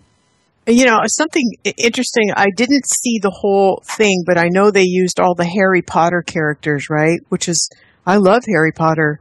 And they brought in a beloved children's books and used Voldemort and all of those creepy characters. Jono, you going to let Nano speak about you like that? Yeah, I know. Wait a minute, I'm Voldemort. I thought that was as well, by the way. I was looking at Voldemort and I'm like, nah, not really. Patrick Stewart, definitely. I would give Patrick Stewart a aye. Yes. Tea, Earl Grey, hot. You have a bridge, number one. Make it so. That's what the Prime Directive is. That's the name for that Van Allen shackle I was talking about. Oh, yeah. That's all very interesting stuff, and we still have an hour to go before we hand it off to Popeye. Oh. So, The end of my 4th hour. That's right, the end of your 4th hour going into number 5. Woo-hoo. Man, so what are we going to talk about next hour? How the hell do you top this? Well, we've got a story here about, and I've lost it now. But Joe, you sent me it on the Daily Mail today. Oh, yeah. Basically, by the time 2050 comes, yeah, that's right, folks. So how many of us are going to make it there? We're going to be moving on to 2.0, 3.0 type humans, That's Joe. right. Are we evolving into a new type of human? Yes, we are. That's where we started this conversation. Yeah. So we'll get into that when we return here on the Freaky Friday edition of the Freedom Link on Truth Frequency Radio, truthfrequencyradio.com. This is the Truth Frequency Radio Network. TFR. Truth Frequency Radio. Fighting for humanity and against globalism. One mind at a time. It's the Freedom Link with Joe Joseph. It's hour number 2 of the Freedom Link. Freaky Friday edition here on Truth Frequency Radio, truthfrequencyradio.com. I'm Joe Joseph, along with Kev Baker, Johnny Whistles, Marty, Nano Girl. We're talking about all sorts of the very best woo that you can possibly find out there on the airwaves tonight. So glad to have you with us. And it's the 5th hour of radio for old Kevy Baker. Yeah, baby. Absolutely loving it. And as I was saying to you earlier on, Joe, I'm going to out myself here. I was actually a bit paranoid that maybe I was spending a bit too much time on air, but I'll leave that up to the listeners and you. You're so crazy. I know. Crazy. Yeah, come on now, man. I know. People I just can't get enough of it. I remember the days when I wouldn't even install Skype to speak to you, man. I know, man. That was Can you believe that, folks? Just a little tidbit. We might as well put it on the record. So there was a time when he was just this YouTube enigma, if you will. This is before this is Celtic Kev days and all that kind of stuff, right? Back on YouTube. And, it was just this enigma guy. Then, one day we actually got him to get Skype. And then he talked to us. And then the rest is history. Here we are, 4 hours into the transatlantic truth extravaganza. Nah, man, it's brilliant. It is, man. This is awesome stuff. This is awesome the inside scoop. And that was like just after I'd left the Kremlin, obviously, with my orders from Vlad. Yeah, you were supposed to take over for Alex Jones. He was getting a promotion, and you're going to take over. Yeah, I was speaking to him today, yeah. Some tangy tangerine on the way. Yeah, if you just want to phone up and... no, I'm only joking. So, we were talking about evolution right before the break. Not evolution in the sense that we think, like evolution of like a zebra into a giraffe or something like that. But we're talking about evolution from like a human scale. And boy, I mean, we are right on the brink of something like that happening here. As a matter of fact, it's already happened, or in the very early stages of it happening. But it was the Daily Mail that came out with this article saying, "Are we evolving into a new type of human? Different species will have evolved by 2050, scientists claim." Again, there's that year, Kev. Like we have the website here, America2050.org, that deals with the creation of mega regions, sustainable living, that kind of thing, And Team Russia, they've got the 2045 project, which is all transhumanist based, which culminates in us all uploading ourselves to the not-so-secure cloud. Exactly. Which, okay, so again, and then it takes us to this idea of robots and things like that. When I look at how people envision the future, they always do it based on their reality or based on their life experience. So if you were to like people in the '60s that envision, like Gene Roddenberry, envisioning Star Trek. If you look at the '60s Star Trek and what they envisioned, like for a communicator, our cell phones are infinitely more powerful than their communicator ever was, and things like that. So in just 30, 40 years, we had advanced farther than they thought that we would be in the 23rd century. And so I guess my thing is, with that whole transhumanist idea in mind, is the future, or would the future really be like where you would have robots serving you like the Jetsons? Or would it be more like your humans are now obsolete because, or the, organic humans are obsolete because, they die. They're mortal. And so now the machines are going to rule. I think it's going to be a cornucopia. I think you've got Japan doing all the robotics, not to mention our good friends Google. I think they're evolving us. I think they're evolving beings that could do space travel, just like we've seen in some of these movies where you have the AI intelligence that runs the spaceship. So people can either be cryogenically, sleeping or whatever. They'll probably mesh us all together. But I think they may be experimenting, Joe. This may be the grand experiment down here. Maybe this is something they did or didn't do on other planets, and they're going to see how it works out. It could very well be. Just don't know, And the thing that I find most interesting is that, surprisingly enough, question for you, Kev, what are you drinking right now? A cup of coffee, Joe. Really? Whistles, what are you drinking? I'll get a whiskey, Joe. Ah, okay. All right. So if everybody gets their whiskey, that would be pretty good right now because, this has happened before. That's what they say. Seriously. Exactly. Yeah, it's happened before. When has it happened before, Kev? Oh, in the times of a famous man. When do you think it was? Oh, God, there was a tower on the go and everything, I think. Big boat, nope. Big boat. But I have DNA heard and that test before. tubes. Yeah. Big beard, 2x2. I think it's Noah, Joe. Ah, in the days of Noah. Arr, I thought, I was waiting for you to go there, man. Oh, there he is. Popeye's online. Must be passing McDonald's. Yeah, that's right. That's right. Now, he, as far as I know, he's transferred his flag to his new location, and now he should be doing live broadcasts. Yeah, he's back in the South again. I'm over the moon from him and his. Oh, did you just drop again? Oh my! Him and his blank. Him and his. Are you okay there, Kev? He's off again. Oh, having issues. He's gone out of the way. He's passed the drive-through. But really, now we just missed that whole story because you had cut out.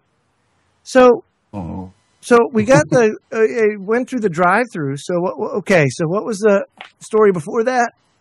Absolutely irrelevant. So let me ask you this, okay? How close do you think we are to being able to transfer thought patterns from the brain to artificial intelligence? Well, without even transferring it, they're working on whole brain emulation, or what's known as mind uploading. And this is basically working with quantum computers to actually mimic the human brain. So if you put that into the AI aspect, I mean, it can't really be that long, before we've got these humanoid type robots or computers that are far surpass, our ability to think and the speed. How far are they along on that quantum computer stuff? I mean, seriously, and also because I don't know. I know that they're working on it. I know that they have some experimental computers at some like universities and whatnot. But have they actually achieved quantum computing today. No, I haven't seen Windows 27 yet. But like I it, mean, Well, if that you- would be a game changer. That's why I'm saying. Google Google- have got it. Google X is doing it. I personally think that's probably what the NSA has, and that's just in America. I think if and- you want to see what they've got, Nano, persons of interest, that's the quantum computing kind of level that I believe they have. I think they have it. I think, Joe, this is one of those things they're not going to tell you, and I think that's how they manipulate us. They do the same. Have you noticed that the stories, all those threats that they do over and over and over, it's like a repeat. You know, it's like this computer keeps coming up with the same stupid scenario over and over and over. How smart is that computer? Maybe we're stupid enough to keep buying it, but don't you get sick of the same kind of crap that keeps coming our way? You know what I mean? Like the threats and everything. Oh, absolutely. But I think it's a computer, and I think it's like, oh, will this work? Will this work? Well, there's enough stupid people that'll work, and so I think they already have it. And I think what Marty was saying is, if Marty can go visit all of those other dimensions, why can't we download that stuff as well? We're already 50 to 60 to 70 years ahead technically anyway, and for traveling all over the universe, which like we think we are, I think this stuff exists. I really do. Wow. That's fascinating stuff. I mean, you're absolutely right. I think that we're a lot farther along than they put out, that they know much more. I mean, like I said, I want to be a fly on the wall in the Vatican archives. I mean, come on. Who doesn't? I mean, what is in that library down there, you know? Right. What is it that they don't want us to know? I would like to be a fly on the wall at the Vatican. I want to be a fly on the wall in the Pentagon. I want to be a fly on the wall in the NSA. And last but not least, our good friends Google X. Oh, I had this idea too. Speaking of Google X, okay, let me say it again. Do you guys think that these funny, funky towers that are being built everywhere that we don't know what they are, do we think Google built them? Question mark? They got the money. 4G? They sure have. Possibly. Kind of interesting. There's been a lot of talk about them, hasn't there? Like some sort of maybe spy towers to intercept calls and stuff like that. Yeah, we've seen that here in the United States. That just recently got exposed. What if Google barges are connected to those towers? They've never told us what the barges are. They were built in secret. They're not dismantled. They won't let them dock anywhere in San Francisco. There's 4 of them that we know of. In the meantime, all of these towers. Now, if you saw the map, Joe, I don't know if you saw it, Southern California, New York City, there was one in Indiana, I think. There was a couple in Florida, of course, Texas. What if they're connected to Google cars, Google barges? Yeah. Google and Google is half of Google is DARPA. They don't have to get permission from the government. They are the government. DARPA is huge in that place, right? So they could be building these towers very quietly, doing it in California, doing it in, they're here, right? I don't know. I've been thinking about that. And that's really another key factor, having Google working alongside DARPA. That's really where they get all the information for programming these AI type machines, and learning basically what people are like, the psychology of people and what they type and talk about, what they search for, everything. Even your whole thought patterns, is being recorded somewhere. Yes, and Stanford University has done a tremendous amount of research. You were talking about these college campuses. I mean, that's DARPA's all over those places. MIT, Stanford, Berkeley, any of the top 10, top 15, that's where they get all their research money. And that's where they do all their development of all this stuff, right? Michigan University. MIT has done a tremendous amount of work on all of the nanotech soldier stuff that they can wear, and that material that actually communicates back to homeland. So if, let's say something happens to you and you've got that uniform on, that it actually sends back information if you're shot or something like that. It'll actually start to take care of you if you're shot. So anyway, it's I think all this stuff is here, Joe, and that's why I started out with this whole conversation in the very beginning of our talk saying, I think we need to take a look at all of this stuff. First of all, it's here now, it's not coming. We're in it now. That we're growing up, we're changing, we're evolving, and we have some say, not enough, I think, but all of this is all converging now. And it's just amazing what's going on. It is. It's absolutely amazing what's going on. I had to bring in my my pagan assless chaps wearing former co-host to come in here and consult us on this whole ether astral plane. The energy is getting stronger. Why, thank you, Joe. What am I walking into? Yes, exactly. Well, it's Freaky Friday.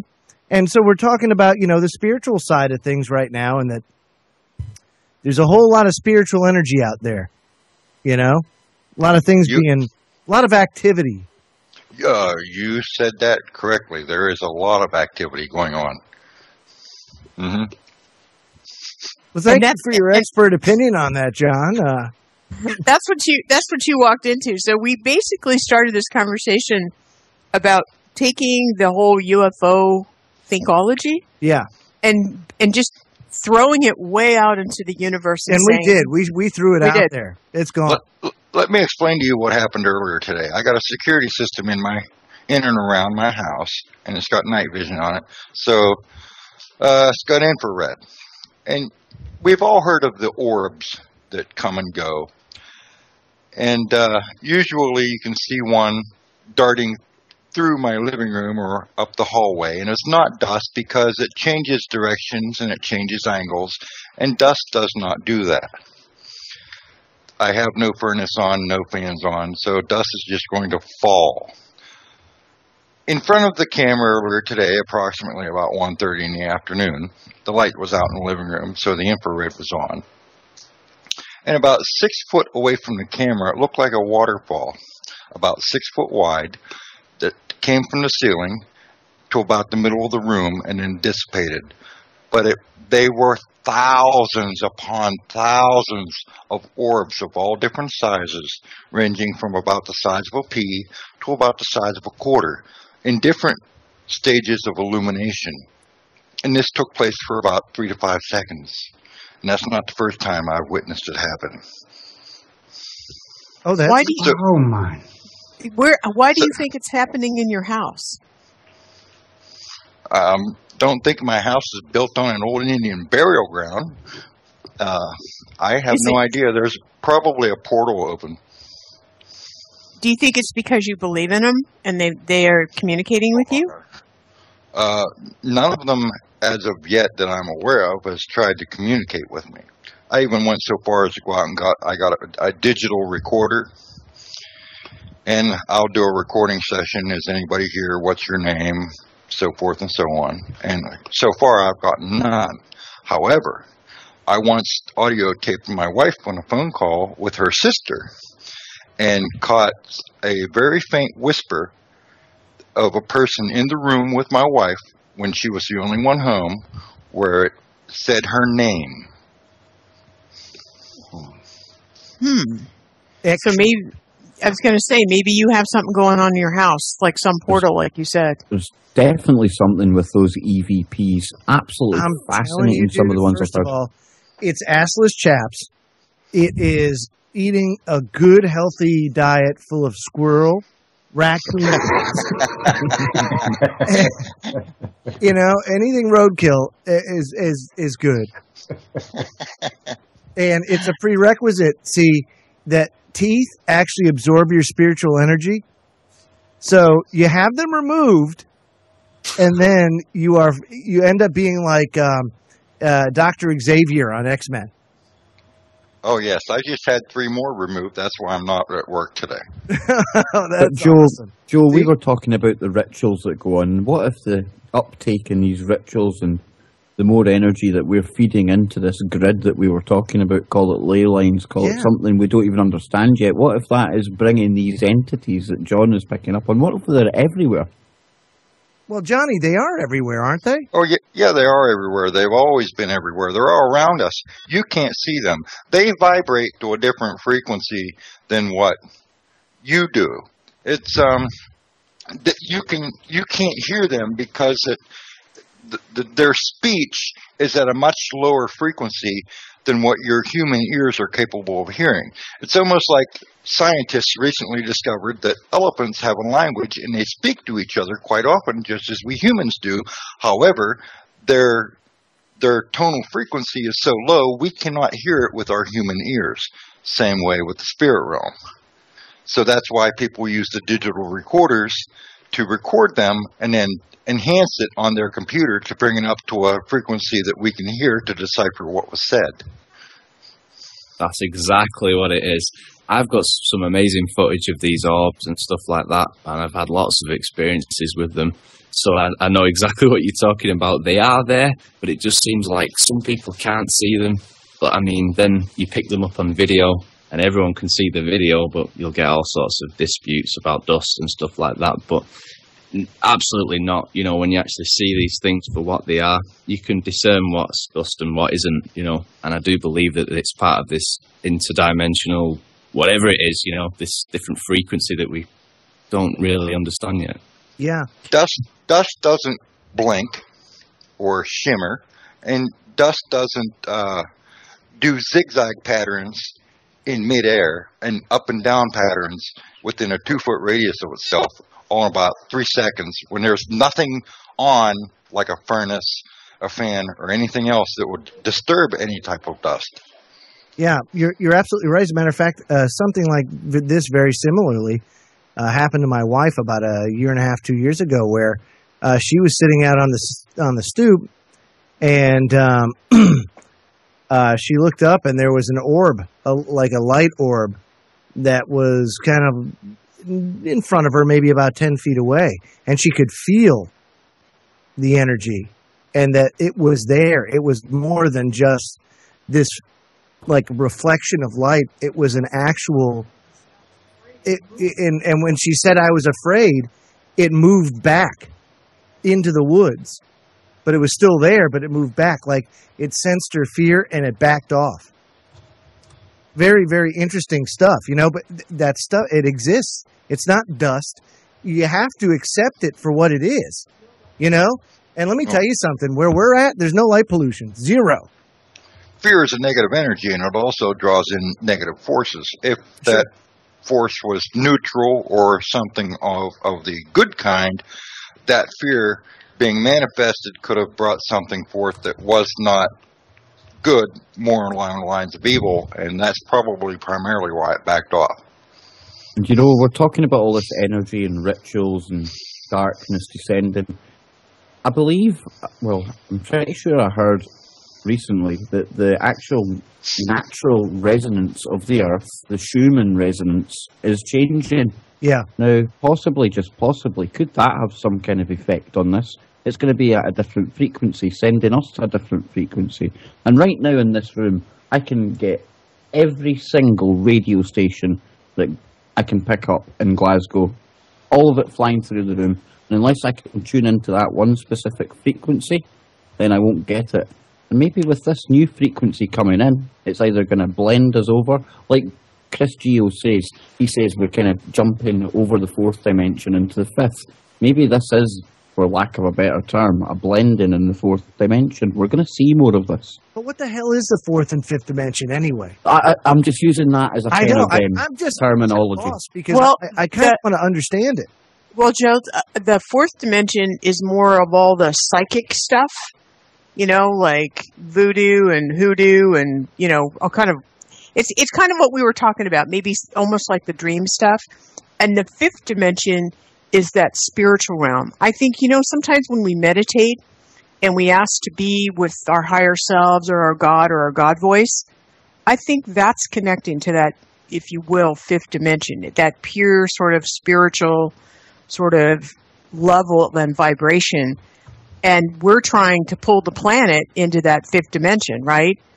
And this psychic one is confusion and probably a lot of war. It's almost like we're losing our innocence in this third dimension. We're being shifted. We're just being shifted. We have to grow up.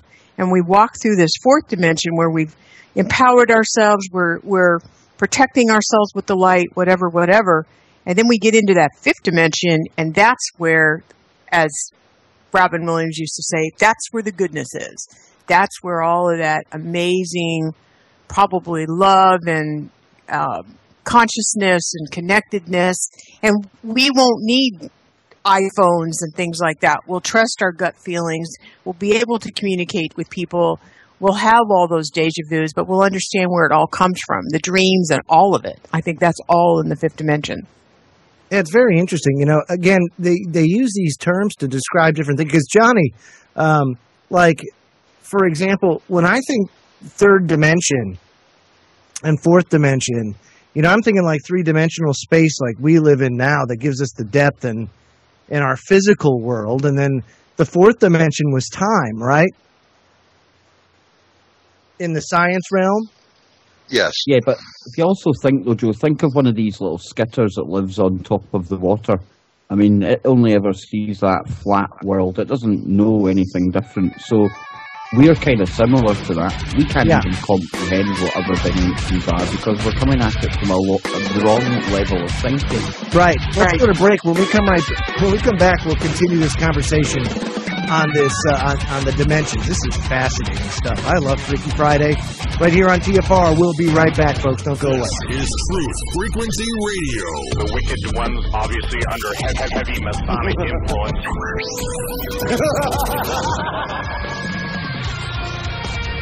And just like that, it's the final segment of Freaky Friday right here on Truth Frequency Radio, truthfrequencyradio.com. I'm Joe Joseph, along with Kev Baker, the Whistler, Marty, and Nano Girl, and Johnny King. Joe, do me a favor. Do Yes, your sir. little trick.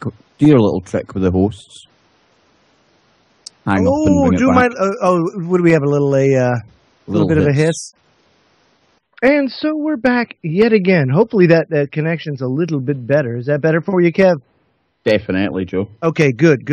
Okay, so before the break, we were talking about dimensions, and then we kind of dove into during the break. Of course, we had a much better conversation.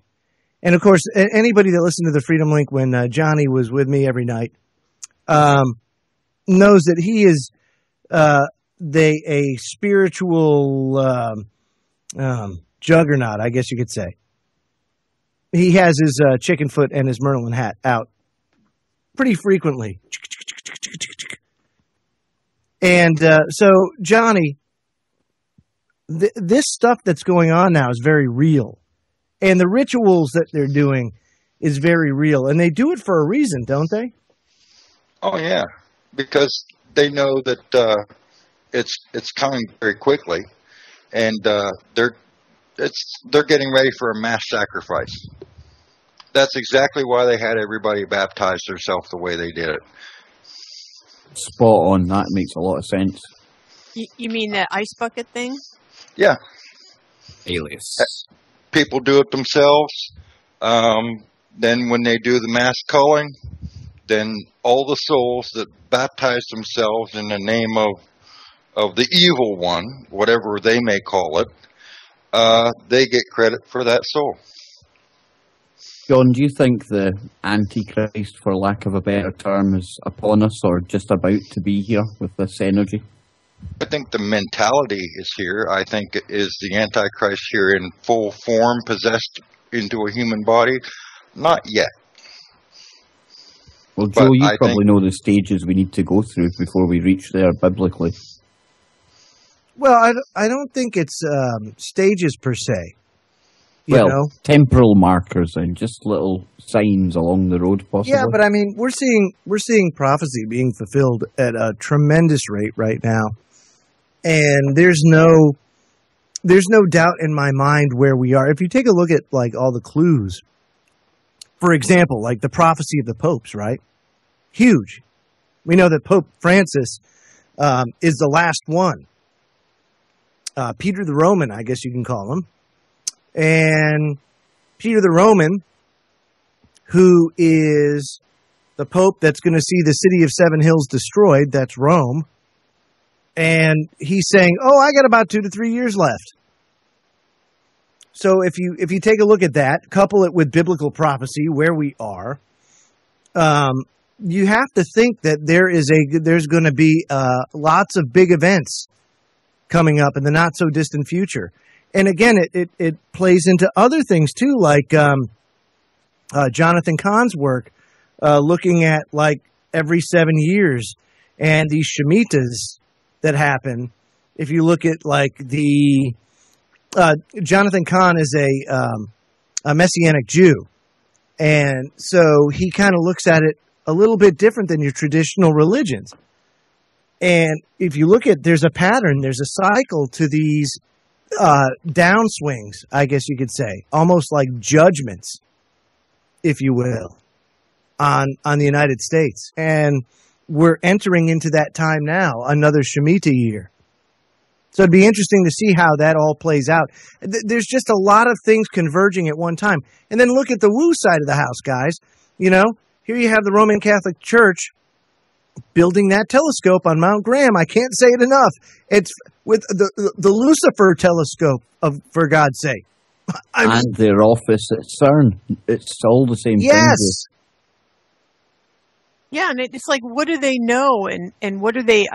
We all know, but I mean, what is it they know, and why do they get this privilege, and why do they have this access? And like you said, going back to the fly on the wall at the Vatican, you know, exactly. You're so right on. What are they watching in infrared? Yeah. Again, Johnny, I mean, there are so many things. They don't do these things for no reason at all. Right. There's something they're going off of.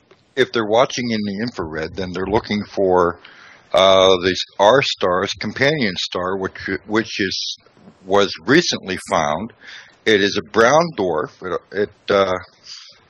I think it operates out around about 2 or 3 astronomical units from the sun, and it's got planets of its own which are revolving around it. It is a failed star. And it doesn't throw any visible light, but it throws off infrared. So if they're looking out there in the infrared, they could be looking for that failed star that's a companion to our star, which has a planet around it, which supposedly harbors the race of Anunnaki.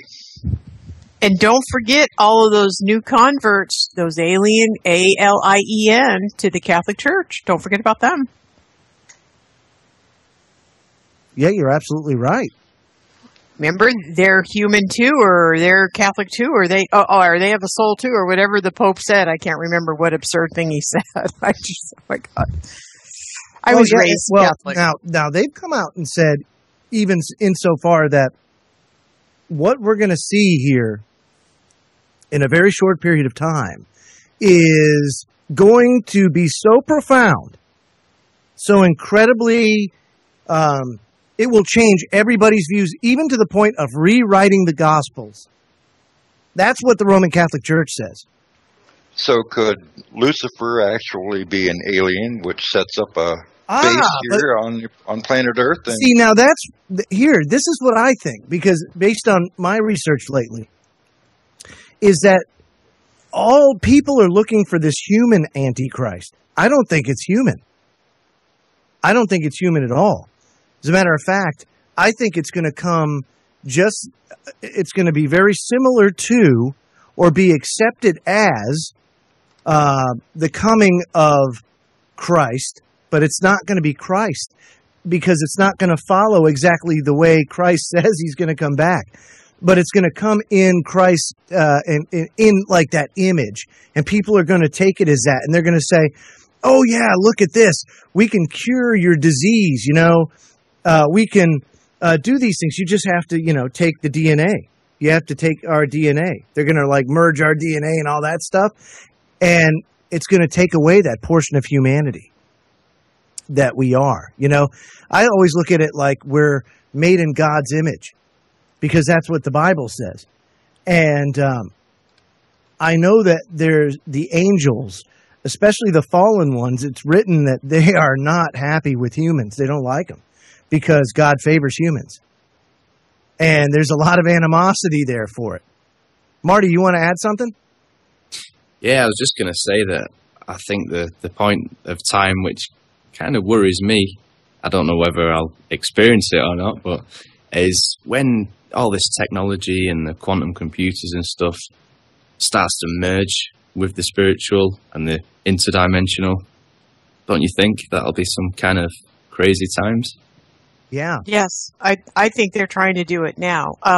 Yeah, and Kevin had brought up that show that he and I are addicted to, Extant, EXTANT, and they have two different beings on that show. They've got that artificial intelligent kid, right, that they invented. Transhumanist. They've got like the humanoid aspect, and they've got the thing in space nano, isn't it? And they've got the alien that's impregnated Halle Berry, who, like, if you have a dead relative, they can show them to you. And you'll see them, and you'll talk to them, and it'll seem real, which is what you were talking about, that sort of antichrist power, right? Did you pick up on the fact that this was like some kind of immaculate conception that took place?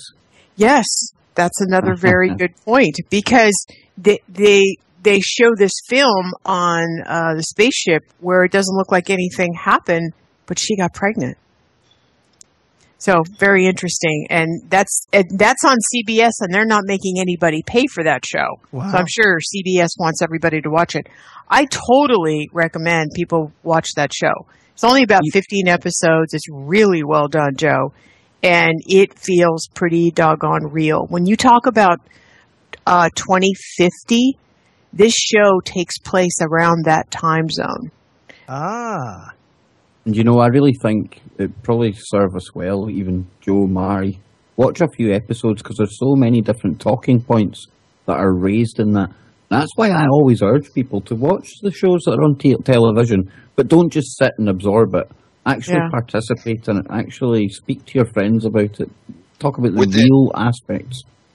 Within my lifetime, I firmly believe that before I go, I will have the opportunity, along with many others, to be able to put their memories and their self onto what we describe now as a hard drive.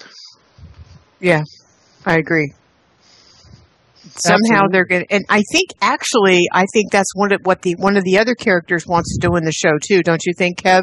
The really rich Japanese guy, is his name Mr. Nakamoto, right? Yeah, well, he's only got like days left to live, doesn't he, Nano? And he's been relying. What happens is, folks, just briefly, I mean, we're talking about a time in the future where we're mining asteroids. They come across a rare liquid. They go back to find more, and this is where they locate this entity. And it's there's so many different talking points in there now. Yes, there is. But I think they put him. Oh, hold on, just 1 second. They also put him in this this tank to refresh his body or to try to keep him alive. And I keep wondering if they're going to download his consciousness into some kind of intelligent computer. Go ahead, Johnny. Sorry, John. I don't think that I would want my consciousness downloaded onto a hard drive. Yeah. Maybe some memories, or maybe it would have been cool to be able to take a look at Mark Twain's memories or Napoleon's memories, or say somebody take a look at my memories or your memories a couple hundred years from now and get to experience what life was like back in ancient America. Yeah, I mean, but not my consciousness. That'd be an interesting concept. Hey, by the way, I want to put out real quick that Popeye's guest tonight is Mark Passio. If you've never heard Popeye do a broadcast with Mark Passio, you'll have to tune in tonight because it's a treat. And they're going over the occult aspects of 9/11, almost continuing in the same ilk of what Freaky Friday has been talking about. So a good continuation of the conversation that you've heard for the last 3 hours on Down the Rabbit Hole with Popeye, coming up right after this, 10 p.m. Eastern, 7 p.m. Pacific, right here on TFR. Okay, go ahead. I just had that conversation about last week with Mrs. King about getting your memories put onto a hard drive, and she was like, "Oh, can I get put on the same hard drive as yours?" And my response was, "There's not going to be enough room, honey." John, I'd like to get your thoughts on this. I mean, time travel is something that has always fascinated me. And we've come to the conclusion here on the round table tonight that time is basically something that doesn't exist outside of our minds. So does that mean then that time travel is easily attainable? We're just not going about it the right way, or we're not thinking about it the right way? John? On you go, John. Ahead. Go ahead. Yeah, I think time travel, I'm not sure if we can actually time travel. What I do believe is like remote viewing. I believe that, I mean, we've heard of people's ability to do that. We've never ever had anybody that's actually time travelled. So I don't know, Kev. I would rather go with a remote viewing kind of end of that. Well, I'll give it to John King. I mean, my take might be that we're looking at it the wrong way. There is no time, so it's basically just dimension travel up to that Akashic records, maybe. That would be my take on it. John, do you think it's possible? John King? Come on, mute boy. I think it's entirely possible to travel along the linear line of what we perceive as time, forward and backwards, by altering the speed of gravitons and the frequency of gravitons. You would be able to therefore affect the tachyons, which are emitted from the sun, which regulate time, and you would be able to flow along the stream forward and backwards using those gravitons. Come on, Kev. I'm just sitting here. No, I'm just sitting here. Wow, just thinking about it. Come on, Kev. Because that's Kev Tesla right there. Gravity is the most predominant force in the universe. I mean, some gravity in the universe is so strong, light can't even escape it. But what can escape it? A graviton. So therefore, if you have enough gravitons, you can alter the stream of tachyons in the universe to set yourself at any one given point. And to be honest with you, John, it makes sense because it's not like you can go see. My thing is that the way they envision it on Star Trek, I just don't see it being a viable solution. You know, you're not going to slingshot yourself around the sun at the speed of light and go back. No, that's what I'm saying. I think Superman did that too. Yeah, exactly. Yeah, I think Kev had a key statement is the way we think of time travel. And Michio Kaku said that if you were to try, they asked him about time travel. He said, if you were to time travel to the past, you would actually go to a different dimension. You would not go back to your grandfather or your grandmother. You would actually cross over to a different dimension and go back into their past. So I'm not sure what he based that on. Gravity isn't even from our dimension. I mean, think about it. I'm a 200-pound man. What's the weight of the Earth? I can't even remember what the weight of the Earth is, but it's tremendous. But yet, I'm not squashed because the force of gravity is weak, and therefore, since the force of gravity is weak, linear time passes at a constant throughout the universe because of gravity being weak. If you were to increase the flow of gravity into this universe or into this dimension, you could therefore then slow down light, tachyons, and every other particle, and therefore slow down time. Is that why you ended up, back years and years and ages ago, the dinosaurs, I mean, the gravity must have been different then for the size of them. And does that explain why they would have lived so long? Because time itself would have been different. And supposedly they also had a lot more oxygen. So that also, I heard, made them taller and bigger and stronger. Because we also had was different, with the water canopy surrounding the Earth as well, and they even say that That might explain how some of the ancients were so good at seeing star systems, because it acted like a lens effect. If I ever got the opportunity to go back in time, I would choose two places.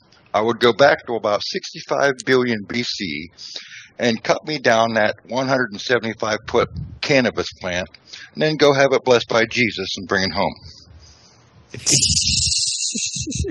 That sounds like a good plan. What was the second place? You said there would be two. Yeah, I would have to go get it. Yeah, I would have to go get it blessed by Jesus. He'd have to go to about zero AD, or no, actually like 30 AD. That would do it. Yeah, okay, I could see that. 175-foot cannabis plant. Well, what do we think? I want to throw this one out here. It's Freaky Friday, about 8 minutes to go. Just looked at the chat room. Dinosaurs, fake or real? Dinosaurs were not, first of all, the word dinosaur wasn't a word until the 19th century. Before that, it was dragon. That's what they were. Now, before the flood, like you were saying, things were bigger. They lived longer. Oxygen content was a lot higher. And as a result, because things lived a lot longer, one of the attributes of reptiles is that they never stop growing. They always grow. Even until death, they grow. So if they're living a lot longer, they're going to be a lot bigger, and there's going to be things that we perceive as dragons. And that's why we walked with dragons, and that's why you see stories and mythology about dragons in the medieval times, all that kind of stuff, because they actually existed. Yeah, with us. You're right on. Definitely. So dinosaurs are just crisis dragons? Or dragons are crisis dinosaurs? Crisis dinosaurs. I've got it. It's cool. You watch. Dabu will have that out tomorrow. That's right. Crisis. I have to go there. Dinosaurs. I was thinking, too, of the reptilians. Aren't the reptilians an alien race? Maybe these were their pets. Ooh, who knows? Oh, wow. Who knows? You know, you look back at in the Bible, it says that some of these giants that walked the earth were 350, 400 foot tall. I mean, that's crazy if you think about how big we are today. Jack and the Beanstalk. I mean, I think some of the stuff, it comes from something. It's like the leprechauns and the fairies and I think that's why the Lord of the Rings was such a great show. Talk about all the myths. They just put all the myths together. It was just brilliant. But you know what's interesting is that there's actually some reality to that actually did exist at one time. I'm fairly confident of it.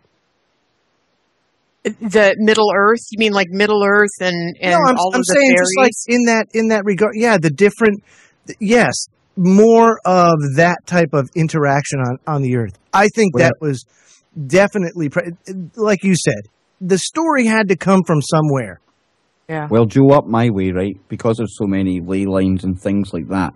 There's an actual glen, and they call it the Fairy Glen. Because over the years, there's been reportings of sightings of entities. Some say fairies, some say aliens even. But this is obviously one of those portals or whatever, and energy coming through there. And people laugh because they call it the Fairy Glen, but it literally is somewhere where you can go and see these things. We have something like that over here. We call it California. Oh, whoa. Nano lives in California. Don't get me started. I spent 3 amazing years in Austin, Texas. Don't get me started on middle America. Yeah. Oh, tit for tat over there. California, like your bit's okay, Nano. It's all right. Los Angeles, that's the place. Hey, I resemble that remark. I know everybody says stuff about us, but you know what? We do have great weather, and I love this state. I know we're crazy. You're actually the only state that advertises, in Scotland and probably England as well, for people to move out there. Yeah, totally come on. irrelevant fact. You know why? Because we love men with accents. That's why I told you 3. Oh, we love men with accents. Come on. I'm on my way. Joe, cancel the cabin. I'm on my way. You're going surfing, are you? Hey. On hold. Hey, you know what? It's funny you say that because there's a crisis going on in California right now. And I'm not talking about the drought, Nano. I'm talking about Malibu. You know that there's a strip in Malibu that where all the well-to-do have their multi-million-dollar villas and homes. Right. Well, the problem is the tide is changing and everything's changing, and the beach that once was that Malibu beach that everybody talked about is gone. It's gone. There's waves crashing into their houses now. Oh my gosh! And not to mention the facts, and this is serious, is that Fukushima thingy. Yeah. Yeah, Fuki water. A very interesting. Well, that's interesting. I didn't know that. Yeah, there's a article out. I think if you check on Drudge, you might actually find it. And the Earth is changing. There's no doubt. It makes me wonder, Kev. You know, when you look at all the seismic activity, you look at the fact that the sun is getting eerily quiet. This one X flare aside, believe me, it's super quiet. Makes me wonder if we're not going to see some sort of expanding Earth type of thing. Definitely. You know, that's my theory. It's definitely going to happen, I think. We're seeing it happening just now. You had the 20-kilometer rift that opened up in Mexico. You've got that volcano on Iceland. You've got volcanoes all around the world. There's definitely something happening, Joe. I don't doubt it for a second. But how does that tie in with the billions they've spent on deep underground military bases? See, why would you bury yourself if you know that the crust of the Earth is going to be upheaved? You know, it just doesn't make any sense. You know what else doesn't make any sense? The fact that we're out of time. Damn it. Wow. 3 hours, 5 hours for you, 3 for me. Excellent. And ready now, to go. 2 for Popeye and Mark Passio. Mm-hmm. So make sure you stay tuned because they're going to get into the occult factors of 9/11. Basically, a lot of what we talked about, they're going to continue on. But thanks, fellas, for hanging out. Nano, thank you for hanging out with us tonight. It was awesome having you. I had a blast, you guys. You guys are fabulous. Thank you. Oh no, the pleasure was all mine. And Johnny King, damn it, we got to do this again sometime. Exactly. Thank you so much, guys. In Johnny King fashion.